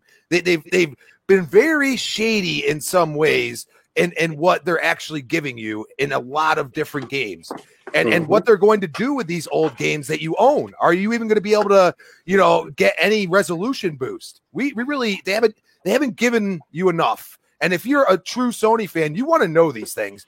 And, luckily we got two here that are just like probably going to break it down even more because in all seriousness, we want them to be as consumer friendly as Microsoft's being right now. And that would be just great for gaming in general. See, here's the thing. I don't want Sony to do what Microsoft's doing. Honest to God. I don't want what Sony has to be the Game Pass model. I like that they're doing different things. I do like, for example, like we were talking about a little bit in the chat, it aggravates me with Sony about their services front because we know the PS5, there's a patent out right now. You look at it, does similar things to what the Xbox Series X does. We know that it's almost as backwards compatible as the Xbox Series X is. Jim Ryan's quoted as to saying such. We also have first party studios coming out and saying like God of War, Naughty Dog, the Ghost team, saying, no, we have no DLC planned. Corey made it a point. No, if we're launching this game, there's no DLC to it. So to me, I like the fact that, listen, if I want the family friendly games, they're over there at Nintendo. If I want the blockbuster, big AAA open world over the shoulder, whatever, knock me for, I'm there at Sony. And if I want the interconnectivity and the online functionality, I go over to Xbox. That's why I use my Xbox. It's my online machine. When I use my PlayStation, it's a solo experience. Mm-hmm. So when I take a look at what was stated there by Game Informer, I also know a little bit about print journalism. That thing was made probably the day after the PS5 reveal event. So that information could be absolute false. We don't know. And that's the other aggravating thing is that on both sides, both Microsoft and Sony have not given us a true reason as to why to upgrade to these consoles. Right? Sure. To me, I loved the Halo Infinite trailer. I got what I wanted out of that. But to see the the reception to it breaks my freaking heart when people say it's just like a cartoon game. Like even boom, like you said it, like it failed on your front, and that hurts, man, because I want them to be great. The fact of the matter is, yeah, Halo Infinite. Let's get it right out here, plain as day. That's an Xbox One game, right? It's been up-res, it's been shiny, it's gonna have all the FPSs to it, and that's great.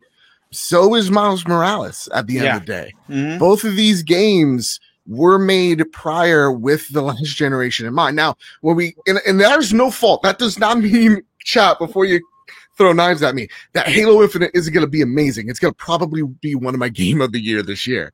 But what I'm trying to get at here is, yes, Miles Morales, we need to set expectations. I know exactly when they started development on this thing is directly after development of Spider-Man PS4. So around November, December, they had their major their B team work on this game. So yes, there's even been Jason Schreier has come out and said they are and we're debating putting this game on PS4 as well, because again, maximize sales, but they don't know if they want to just either maximize sales or maximize sales of the PS5. So there's a lot of things that we don't know. And this is what I said on the trophy room this week is there's a lot of things we don't know. We can throw rumors and speculation and whatnot. All these things are going to get revealed in the next 1 to 2 weeks. So I'd like to sit here and say, how dare you, Insomniac? How dare you give me my favorite superhero and probably the Into the Spider-Verse, cosmetic skin, and I'm going to be my favorite superhero. How dare you? But I won't know until Sony actually reveals their services front, as well as what Microsoft has, which I think on that services front as well, when we talked about smart delivery and all that, was really smart in the beginning. But as a PlayStation consumer, as someone who is on the outside looking in on Microsoft, their wording on what smart delivery actually is and how their backwards compatibility actually works when it has to be corrected on social media or Twitter, there's cracks in that foundation too, where Microsoft needs to get ahead of and start going, no. Here's what smart delivery is in full, state it, have a nice little event that you had. Here's what it's all about. I think what I like, and this is my end point here, I like that Microsoft's initiative is Game Pass. I totally love that, because as a Sony fan, I'm looking at it going, do I actually need an Xbox Series X? I don't know, because by the time it's 2021, and again, that's not a bad thing, I might be playing on my iPhone. I might be playing Halo on my iPhone or playing Halo on my PC. That's what Microsoft wants, is to bridge these ecosystems together for you to play whichever way you actually want to play without being bogged down by a system. Sony doesn't have that system in place yet. That's why they signed the deal with Microsoft to have that in place. So they still have to have the old world mentality of, we need to sell this console. We need to sell this ecosystem. So again, that is the thing that Sony needs to prove in the next month of what is your services going to look like. There's been a lot of he said, she said. We now need a definitive answer for. Yeah, well, I mean, look, I'm going to say this, and I'm going to pass it over to BitCloud Gaming next. I checked, I made sure. I'm always, for me, when I produce these shows, I write them in advance. But when I have a story that is being based upon, a rumor that like a Game Informer runs, I want to make sure that Insomniac and or Sony haven't come out and made a statement on this. And as of this morning's show, they have not commented on this at all regarding the Spider-Man 2018 being added to this package for free. And I'll say this about Sony. If you've been following this channel, been following the Iron Lords, BitCloud, Mr. Bedbit, you follow any of our channels, you know that we talk about Sony's reluctance to hide stuff when they don't have the answers. But when they do, let's call a spade here, folks. They are up in your face, right there, dunking on you and laughing while you're on the ground, pulling up your man shorts. Okay, they do this on a regular basis. When they have the ground, when they have the high ground, just like Obi versus Vader, when he had the high ground, he told him not to do it, and he did it. And Sony will tell you when they have the advantage. Their marketing genius cannot be denied, but their genius comes from being a little bit of confident, but also arrogant. And when they have it, they flaunt it, and it has worked out for them. So the fact that we have not heard anything from Sony regarding this, or Insomniac for that matter, man, that it is telling. So here's just to counter that point a little bit. Again, Insomniac has come out and said standalone game, and also right now, pandemic. We're probably about a week or two away from Sony giving the details on what their launch is at this point. But it's a week or so of bad press. It's Yeah, a but, week like- away. It's like- a week away of question marks. Yeah, but at the end of the day, these games are like what we got to understand is we are the super minority, and we say we won't buy shit. We will go out there and still buy. No, I those already told games. you I'm buying it. I Exactly. told you that from the So, like, fanboy in me is already yelling for it. Yeah, collector's Once- edition, please. What like it's kind of like the narrative of like with Halo Infinite when we were talking about it beforehand. You have one opportunity to reach the masses to make your first impression. It has to stick. So like all this other stuff, like if Sony comes out and says, "Yeah, we're bundling Spider-Man PS4 with this game," a week from now, that will be the narrative. But if in a week from now, 2 weeks from now, whatever. If they come out going, no, it's not a 5-hour experience. This is like a 10, 15-hour experience. No, it's its own world. We've remastered the map of Manhattan, but it's its own game, own experiences. You know, it's not like they could add a couple of blocks, but like, yeah, like this is a true standalone experience. Miles is its own standalone, whatever. That becomes the narrative. Everybody will forget what happened in this past week. And just like if and when we see that Halo Infinite multiplayer, we will forget Craig the Brute. We wouldn't That's get just Craig the Brute. Let me explain something wanna about honor this Halo Craig the thing Brute. because I saw this one kid that saw the Halo trailer. Yeah. That, and that kid went absolutely nuts. The same Right? way Wasn't that awesome? the same way I was going nuts. These fools out here that state a lot of stuff. We're not into game design. Now, for all your developers out there, you understood exactly what was going on. Shout out to Digital Foundry for breaking it down. That's a great thing.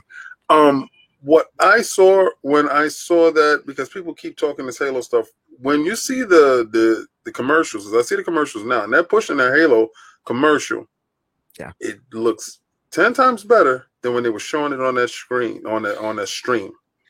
And not to mention that like most people honestly don't care. No, they don't. It's just talking head points. It's just exactly. Listen, I hear you guys is crying that I don't want to spend $2,000 this holiday season. I feel you, brothers. Don't go out and get whatever you want. Go out and get. You want that Spider-Man? Go get. I'm getting everything, but I'm not every consumer.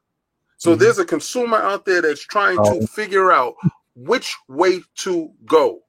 How am I going to move in this trying time? Even without the pandemic, people still want to have value for their dollar. They want to make sure that their money they get the most out of their dollar. Yeah. So a lot of times people hate on something out of fear of having to purchase that. Like, you're not going to get that, are you? That wasn't hot to you, was it? No, please say it was stupid, right? Yeah.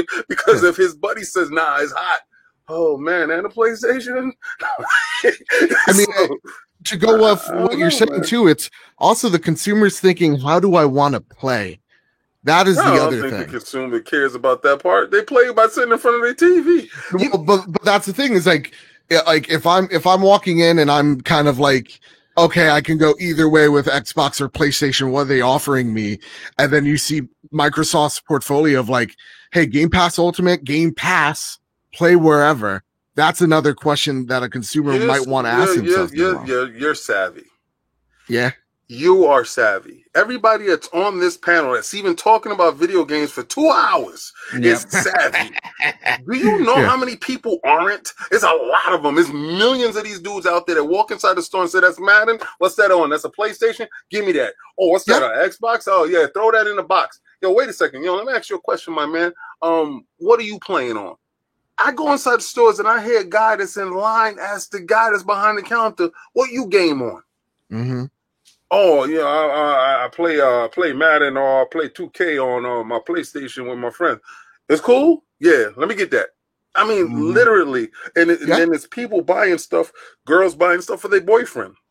What's the hot thing? There's a reason why they have a hot list for the year. There's a reason why people looked at Gabe when Gabe said the Xbox is better. Yeah. Did you see her face? Dude, everybody's freak out. I'm just like, I don't care what Gabe Newell thinks. The world cares. Because the world does care. It does. Tribalism is real. Half the people in our chat, half the people that are here watching, half the people that are listening is part of tribalism. I play my Xbox because I play with my boy Green Mason and the team on Destiny. Does he have a PlayStation? Yeah, he does. Does he have Destiny over there? No. Does half the group that we mess with have Destiny on a PlayStation? No, they don't. So we don't play over there. But if they did, we might. You understand? So it's tribalism. So absolutely. You want to keep your tribe together. All right. So I understand exactly what's going on and I find it fantastic. But everybody in this room is supreme gamers. So a lot of time when we're talking about points on being consumer friendly and being consumer unfriendly, we're just trying to educate the uneducated, understand the business practices that are going on. That is DLC that would have tacked on old game. And that's exactly what it is. And it's going to be an up-res button. And I've seen it already. We already have an Xbox One X that any game that you put in there that's old, up-res it and does it fine. They don't do that right now. When they start doing more consumer-friendly stuff, we will be there and on board with them. But for you to say that you don't want them to do a Game Pass thing, that's kind of crazy because no. When I say that, I like, for me, when I take a look at like an Xbox exclusive game, right? Or I don't want PS Now to be an identical ripoff of Game Pass. I want it to be something that's offering me something different that Game Pass isn't. Be Hulu? Kind of like, yeah, you could kind of say that. I don't want Hulu on my PlayStation because that's commercials. No, thank you. I want HBO Go. That's what I've been using. Okay. So like when it comes to like Apple Arcade, right? I love Apple Arcade. I think it's an awesome little service because it gives me indie games that I wouldn't normally play for about like what, $5 a month. Like that's cool to me. That's kind of what I want PlayStation Now to be. Where like we get the older PlayStation games and some third-party games from. So you would not want day and date, fresh out the box. I don't understand this. I don't know. I know. And I know you the dude crazy. That wants to pay the $70. You, for one reason, I have no idea why you want to do this. But you would say, you know what? Nah. If you can do it, don't.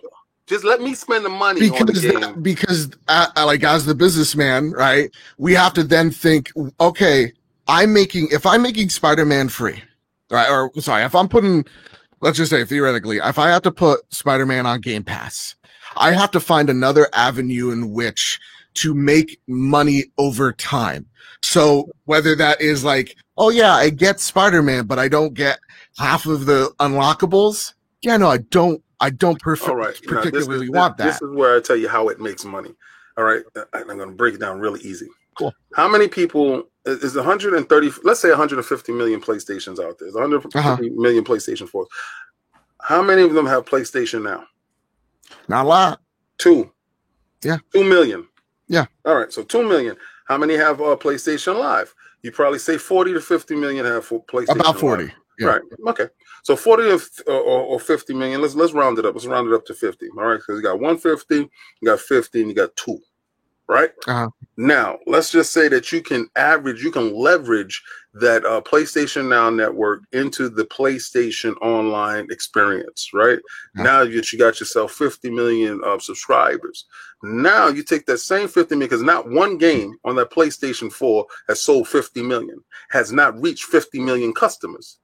Right. But if you had PlayStation Now wrapped up into a package where 50 million of your customers can see this game day and date, that will grow the base, that will pay for itself over a period of time, you will ensure that you will get at least 70 to 80% of your install base into your ecosystem, which will generate a substantial amount of money to a point where you won't have to ask yourself that question, does this game pay for itself? Would it be watered down? You would be salivating at the fact to get that game in there as fast as possible.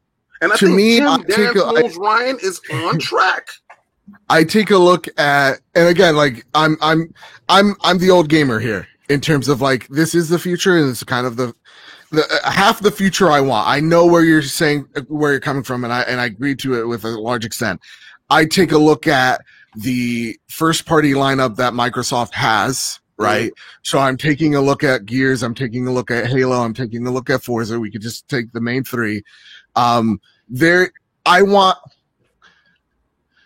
all have a multiplayer perspective to those games, an online perspective, and they all have a game as service perspective. You could call it, a platform all you want, but that's what it is. Right. I don't play those games.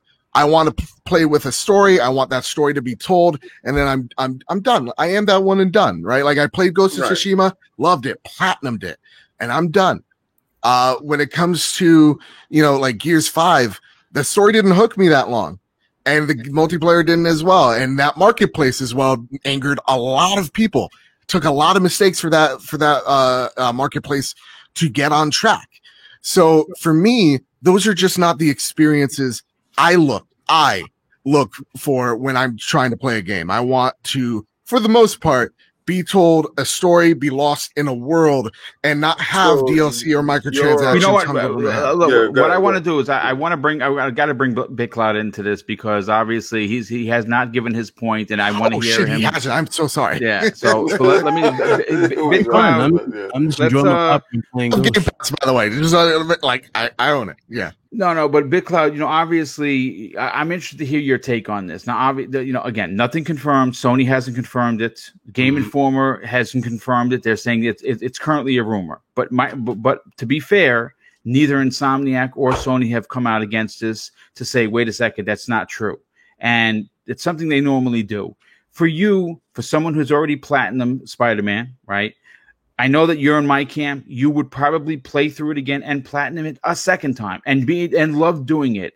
Yeah, but do you think that there's any kind of validity for shenanigans for them? Maybe Miles Morales not being as stout as a standalone, and that's why they're adding the up-res version. Do you have any concerns that they could do this with other games? So this whole fear for the standalone thing is funny because they already did this with one particular game. It was called First Light for Infamous. Last time I checked, nobody complained about Infamous First Light. First Light was pretty large, dude. That was pretty stout. And I'm thinking that that's the same thing you'll get for Miles Morales. Keep in mind, it's an open world game. You're doing more than just the main quest. You're doing what? Optional side missions. Oh, tons of them. Yeah. You're doing a lot of stuff. You're going to get a lot of playability out of Miles Morales.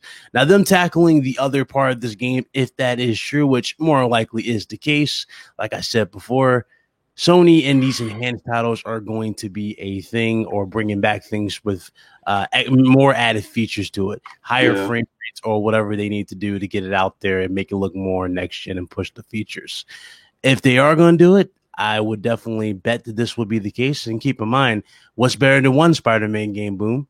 Two. Yeah, absolutely. What's better than one? You got two. And that would be the case for the actual system. Now, it's funny. Me and David did a one-on-one about this, and we were talking about the future games. Remember this? When we was like, if we're looking at the long-term future here, and games are looking at that $70 price tag, what's the one thing we kept asking for, David? They got to get in that service, baby. You got to get in there so we can see this cash. Besides the service, what was the thing we was talking about? What? Refresh my memory. You talk to me. 60 FPS we were talking about. Oh, it gotta be that. I mean, come on. Listen, that's without a shadow of a doubt. That has to happen. If it ain't 60 FPS and we're paying $70 for games and we're getting 30, let me tell you something. You're gonna see. You think the memes and the drama surrounding Halo with the Craig thing is a big deal? Watch gamers' reaction when they really see what's really happening. Again, I know a lot of people had their expectations high for Valhalla, but I said to myself, I was like, listen, I gotta see actual gameplay before I even hype up Valhalla. And when we saw the final build for Valhalla, let's keep it real. What did you see when you saw Valhalla? I saw seconds. Yeah, I just saw Odyssey, and what was it? 30 FPS. 30 FPS, yeah. And they haven't even confirmed what performance mode. They have not. No.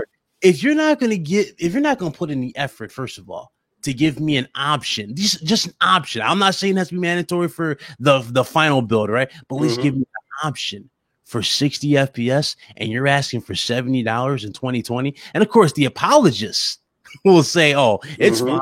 y'all just want. No, you have to demand. You have to demand better, dude, for sure. Everyone to be in the comment section like, oh, you want to pay less and expect the best graphics. Like, no, it's about value. If you're not going to next gen leap, especially after all this hype, let's keep it real. Again, this generation alone, they have everything. They have all the tools of the trade. Yep. There is nothing holding back PS5 or Series X. They have no gimped CPUs, no gimped GPUs. If you're not going to go all out and give me the full-fledged value, then guess what? Newsflash.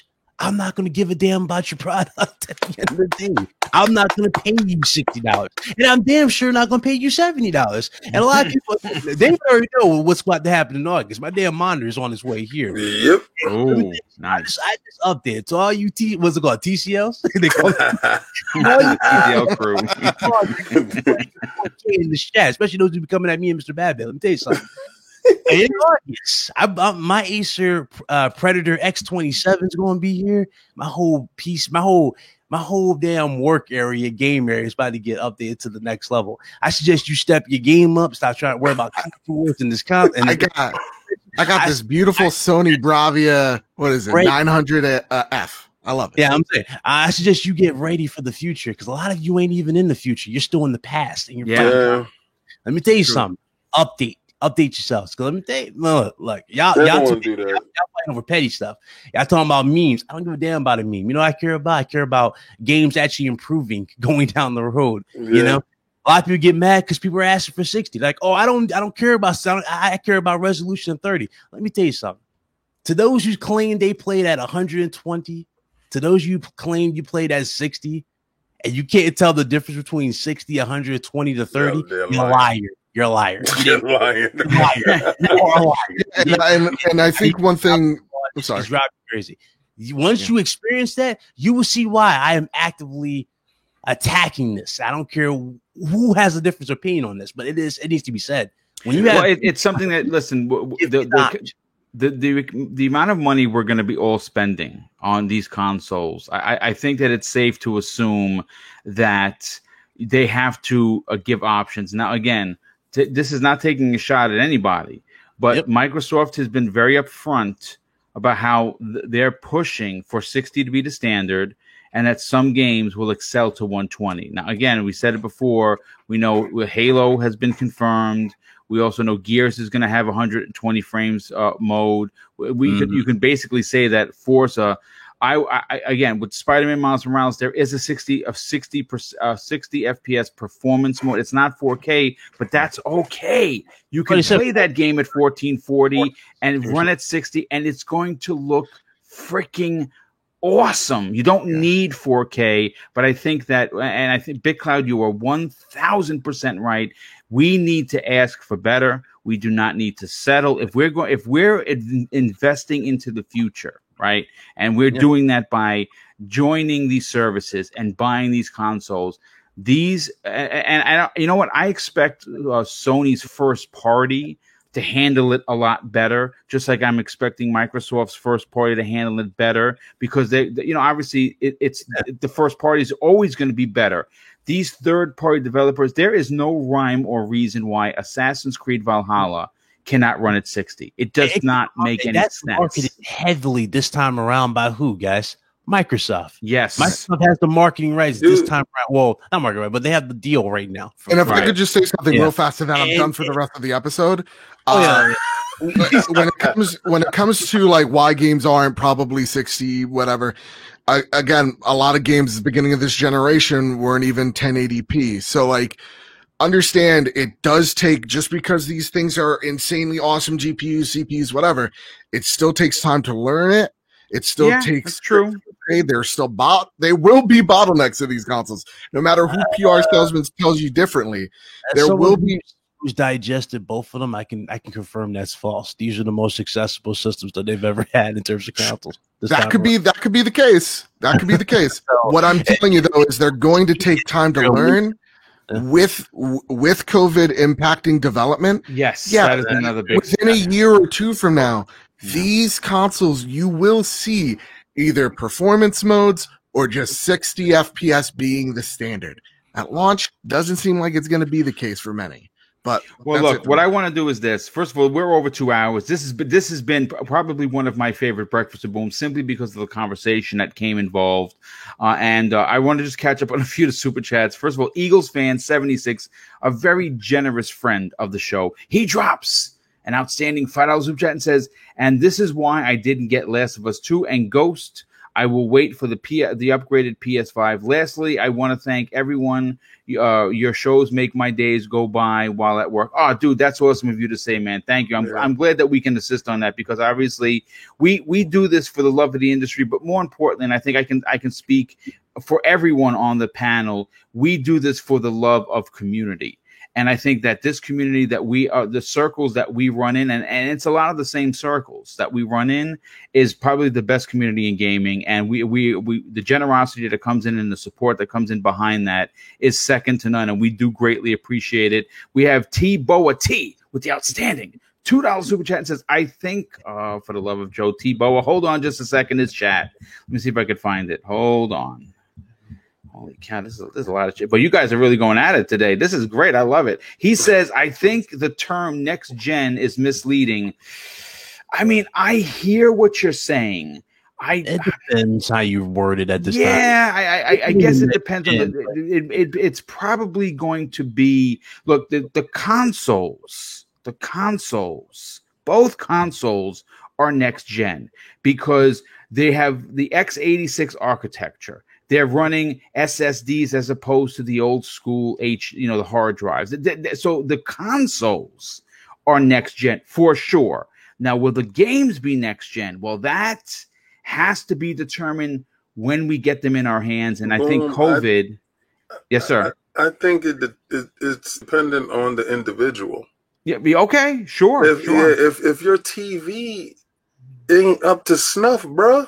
You ain't going to see it. You ain't going to see it. Yeah, you just don't go out there purchasing a PlayStation 5 or Xbox Series X talking about you want the next gen and you got this TCL Buster in the corner. I'm sorry, right. I don't want to say it to you in this fashion, but take yourself to Best Buy, PC Richards, Walmart, wherever you're gonna go, and spurge a little on yourself, man. You have to damn Ori doing 120, but let me tell you, ask yourself that question. Like, ask your seller. Listen, excuse me. I'm keep hearing 60 frames per second, 120 frames per second. Please point me in a television that has this, because it will be 4K, sir. It definitely, ma'am or sir, it will be 4K. But you need to put yourself in that position. Don't go out here buying these consoles and then you sitting there talking trash on Twitter. I don't see the difference. You don't see the difference because you didn't invest in your hobby. This is a hobby that you have to invest in, and remember, this is a hobby. Yep. Yeah, no, absolutely. I'm just, frustrated with people. Yeah, listen, I totally get it. This is the Mad King. Frames on Ori, but when you look at the TV, what they rocking? They're doing 60 hertz. I'm like, I hate to break it to you, 60 hertz don't support 100. You're not. You're definitely not going to see it. But listen, the wise old gamer drops an outstanding, very generous $5 super chat and says 60 FPS. 120 FPS. I'm gonna need more Geritol and Metamucil to handle it. And Blue Moon FC is here. Thanks for hanging out, Blue Moon. He drops a very generous $5 just shout out to Boom. Always put together a great panel. Oh, thanks, dude. I super appreciate the support. So let's get into the outros because people got to roll and get your weekend started. And of course, there's a lot of gaming to be had. We're going to start with, of course, some of our regular panel members, and we'll go to BitCloud. BitCloud, you, my friend, are here once again, putting on a fantastic show. But you have an amazing show this afternoon of your own that you're going to be talking a lot of big Sony news. Do me a favor, dude. Tell everyone where they can follow you on social media, but more importantly, check out your outstanding YouTube channel.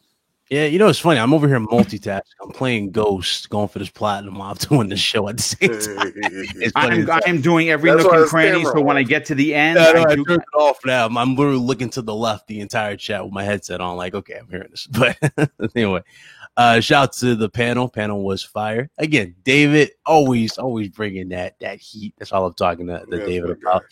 You already know, August. Yes, that's what I'm we doing want. the video. I'm doing the video. It's gonna be on there. You're gonna see the difference. I promise. That's all I gotta say. The new capture card, David, bought. It's on its way as well. I'm going all out. But as far as today, you guys can follow me on YouTube, Big Cloud Gaming, Twitter, same name, RGT Podcast. Oh yeah, got a lot to talk about. Looking forward to that. And we're getting close to 7,000 subs. I think I'm Dude, that's awesome.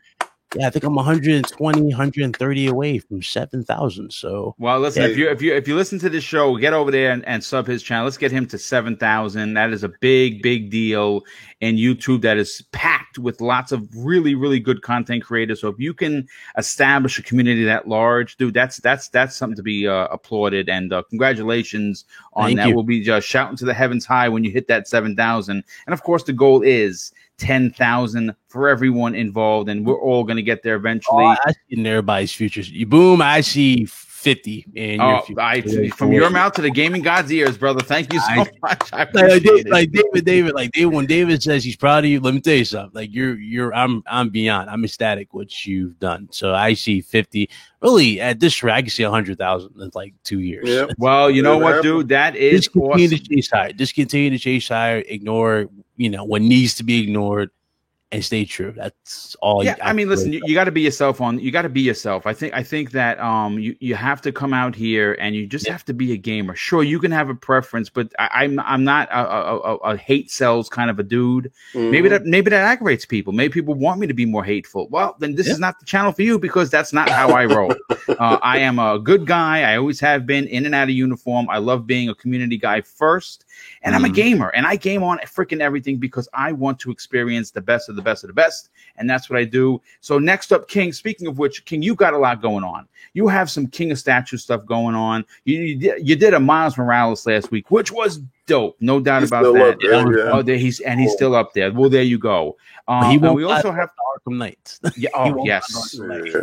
Yeah, we definitely got to get a new Batman in there. But King, you obviously have the Iron Lords podcast, but you also have lordsofgaming.net that has exploded on the scene and is pumping out fantastic articles. Tell everyone where they can check this stuff out, but more importantly, follow you on social media and get their ear holes blown out if they're rocking TLCs or TCLs, I should say. Well, TCLs. you can catch me tonight on Darth Castle X. That's a DCX channel. Open mic at 9 p.m. It's a little late night flair, a little red for some people. So if you're used to non-cursing, there's some cursing in there. But that's a statue channel. We'll be talking comic book statues and stuff that's coming out. And I'm going to talk about what I invested heavily in. My displays is going to change dramatically. Somebody put a bug in my ear and explained to me, if I'm spending $1,600 to $2,000 a statue, why not invest at least 1% of that into the enclosures? And I thought heavily on it, and I made a heavy investment in doing so. So shout out to Module Case, which I made a substantial investment in, and you guys will, hear about that later on tonight. You can catch me on Iron Lords Podcast Sundays at 1 p.m. Lordsofgaming.net is our internet arm where we drop information daily. Seems like hourly, to be honest with you. We have a ton of writers. We have a ton of opinion pieces, a ton of factoids, and also videos. We have Lord Attic doing his reviews. We have Mods Gaming doing his reviews and stuff like that. That's there. And King of the Statues. Combat Talk with the King is coming back because fights have been announced. Showtime is back in business. The PBC is back in business, up and running. So we get a chance to get some good fights going to the end of the year, and I can give you my take on the fights that's coming up and is going on. I'm going to give a shout out to Boom, Mr. Badbit for bringing that heat, Mr. Big Cloud, definitely 100%. Luke, I wanted to hear more from you. Some stuff I want to do. And Crispy, I love your voice all day. I cannot get enough of it. So when I tune into your podcast, I just go in to listen to your voice. Be honest with you, but that sounds a little weird. But hey, listen, I'm telling you, you have the most unique voice on YouTube. I say it all the time. Absolutely, you definitely got to consider making your own channel, bro. You definitely got to get rolling on that because I think that you will definitely bring a lot of subs towards your way. But you know what? Let's continue with Mr. Badbit. You're back from your phone call. Thankfully, we didn't call on you when you were stepped away for a second. You have the trophy room. As a matter of fact, you are on loan from the PlayStation Nation, which you're getting back over the weekend back home. Thanks for hanging out, dude, and thanks for really bringing it 100 today. I loved your opinion. Loved the fire. This was a little bit of a testy, Mr. Badbit. Even because some more like devil's advocate. I really maybe devil's advocate, Mr. Badbit. But do me a favor, dude. You have a lot going on with your channel. You also been very, very happy to announce that you have crossed the 1K on Twitter, which now, of course, when you walk into the store, people have to step aside, bow down, and say, "That's right, bitches, 1K." That's right. Gang, I hope the chat doesn't hate me too much. No, dude, you brought some really good points, dude. It was very well done, dude. You either die a hero or you live long enough to see yourself become the villain. Pitch ideas for EA. Wow. Wow. So, no, but real talk. Got off the phone. You're definitely going to want to listen to the Trophy Room in the next few months. There's big things coming. So excellent. The Trophy Room over at Bad Bit Games. The Trophy Room also on podcast services wherever you get them. And so Mr. Badbit on Twitter. It's gonna be great. Thank you for being here, dude. Super appreciate it. And Crispy Bomb, the best voice in gaming for sure. I wouldn't be surprised if you get hired to voice over a character because, quite frankly, you would fit easily into any universe that they put that voice into. Do me a favor, dude. Tell everyone where they can follow you on social media, but more importantly, check out the multitude of shows that you're on. Oh, thanks, guys. I mean, I love this panel. Every time we get together, it's just amazing. And this chat is always fire. A lot of great conversations. I always try to chime in and say hello to people, and I watch the chat roll out. But today's chat was completely on fire. It was going so fast, I couldn't even greet everybody. Which is great. We do, we're here to talk games. I mean, and you guys are included too. So always love it. It's at Crispy Bomb on Twitter. You can find me Crispy Bomb 28 Xbox Live tomorrow night, 7 p.m. We'll be on next podcast. Tuesday night, 7 p.m. We got Retro Renegades. This week it should be on Super's channel, I believe. And great gaming and love y'all. Well, we love you too, brother, and thanks so much for being here as always, because you are definitely a part of the Breakfast with Boom panel for a reason, and you always bring it. And last but not least, Luke, first of all, dude, thanks so much for hitting me up and letting me know that you had another Friday off. And obviously, you know that whenever you have a Friday off, you are more than welcome to spend time on this panel. Sorry you didn't get a chance to do some more talking, because obviously there was a lot of powerful voices that were, spreading their message. I apologize. No, stop it. But Luke, obviously, we're going to have you back. But thank you so much for spending some time. And more importantly, thanks for bringing the opinion from a different perspective. The both times that you were able to, get yourself in here, you did bring it. And I thought that you really came at it from a very business savvy point of view. Do me a favor, dude. Tell everyone where they can follow you on social media. And do you have anything else going on, my brother? Oh, thanks, Boom. Yeah, it's a great panel today, and just really interesting topics. Follow me on Twitter at LukeSteele90. Don't have anything else going on, but my gaming account information is on there as well, so you can hit me up on those. Wish I could do more stuff. Unfortunately, I can't because people keep asking me to do things in a professional context, which I don't like. But also, King, you need to let me know how the Modu cases are, because I've been looking at some myself, because I also collect statues. So, man, add me right now and hit me in the DM because I have just talk to me. Just hit me in the DMs right now, and I got you, because I'm going to go a whole thing tonight about it, and we can talk about it. We'll do. So yeah, please follow me on Twitter, and if you ever want to chat, just send me a message. Anyone who's interested, I'm quite friendly, I think. So Well, yeah, you actually are quite friendly. And as a matter of fact, I think you should put more of those statues maybe up on your Twitter account, get some more followers, get some people to check out. And obviously, we'll have you back as soon as you have a free Friday and you want to come back on. And real quick, as we get on out of here, Smitty Smith bringing us back to church once again drops another $5 super chat, and he says this to you, King. Yo, he says, you see what your damn TCLs are doing to King? Please upgrade, folks. He got them all twisted over the TCLs. And our very good friend, the main voice, one of the powerful voices of the interwebs, known as Enrique from the Basement Radio Arcade podcast, shows his generosity with a $5 super chat. And of course, he says this. He says, woo! Like Ric Flair, I already have next gen 60 FPS plus ray tracing, multi-core CPU, machine learning, NVMe, the 144 hertz refresh rate, and 1 millisecond input. Of course, and 1 millisecond input lag. PC Master Race for the win. Yeah, you have Minesweeper. Listen, yeah, right. That's all he's playing is Minesweeper and Clacks. Listen, Clacks.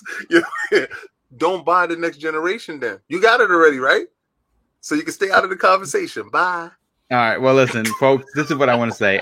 I want to wish everybody an amazing weekend. This has been one heck of a show, one for the record books, a lot of fun, a lot of big conversation, but more importantly, the chat was completely on fire. Big shout out to our moderators who are constantly here keeping these streets safe. Of course, you have UK Dazarus recovering from a massive stroke. He's doing well, doing much better. We also have the sheriff known as, does the sheriff really need an introduction? No. Lethal Papa just takes care of business. And obviously, I'm very thankful that he's here. And we also have a few others. We have Indie Gamer, a very, very nice chap that takes out the trash. And you know what? Thankfully, we don't get a lot of it. And I just want to say a big thank you to the super chats that continue to come in. You power and support this show. And I want to thank you from the bottom of my heart. It's honestly and truly appreciated. So as we get on out of here, I'm going to close out something that I close out every one of my shows because it was important to me.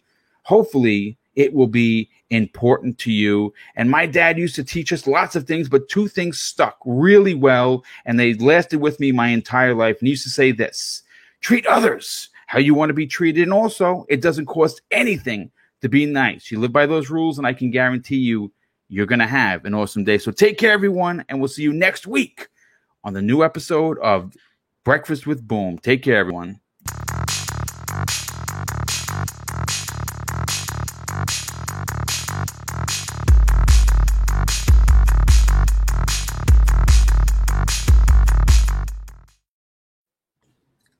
Yeah, Luke.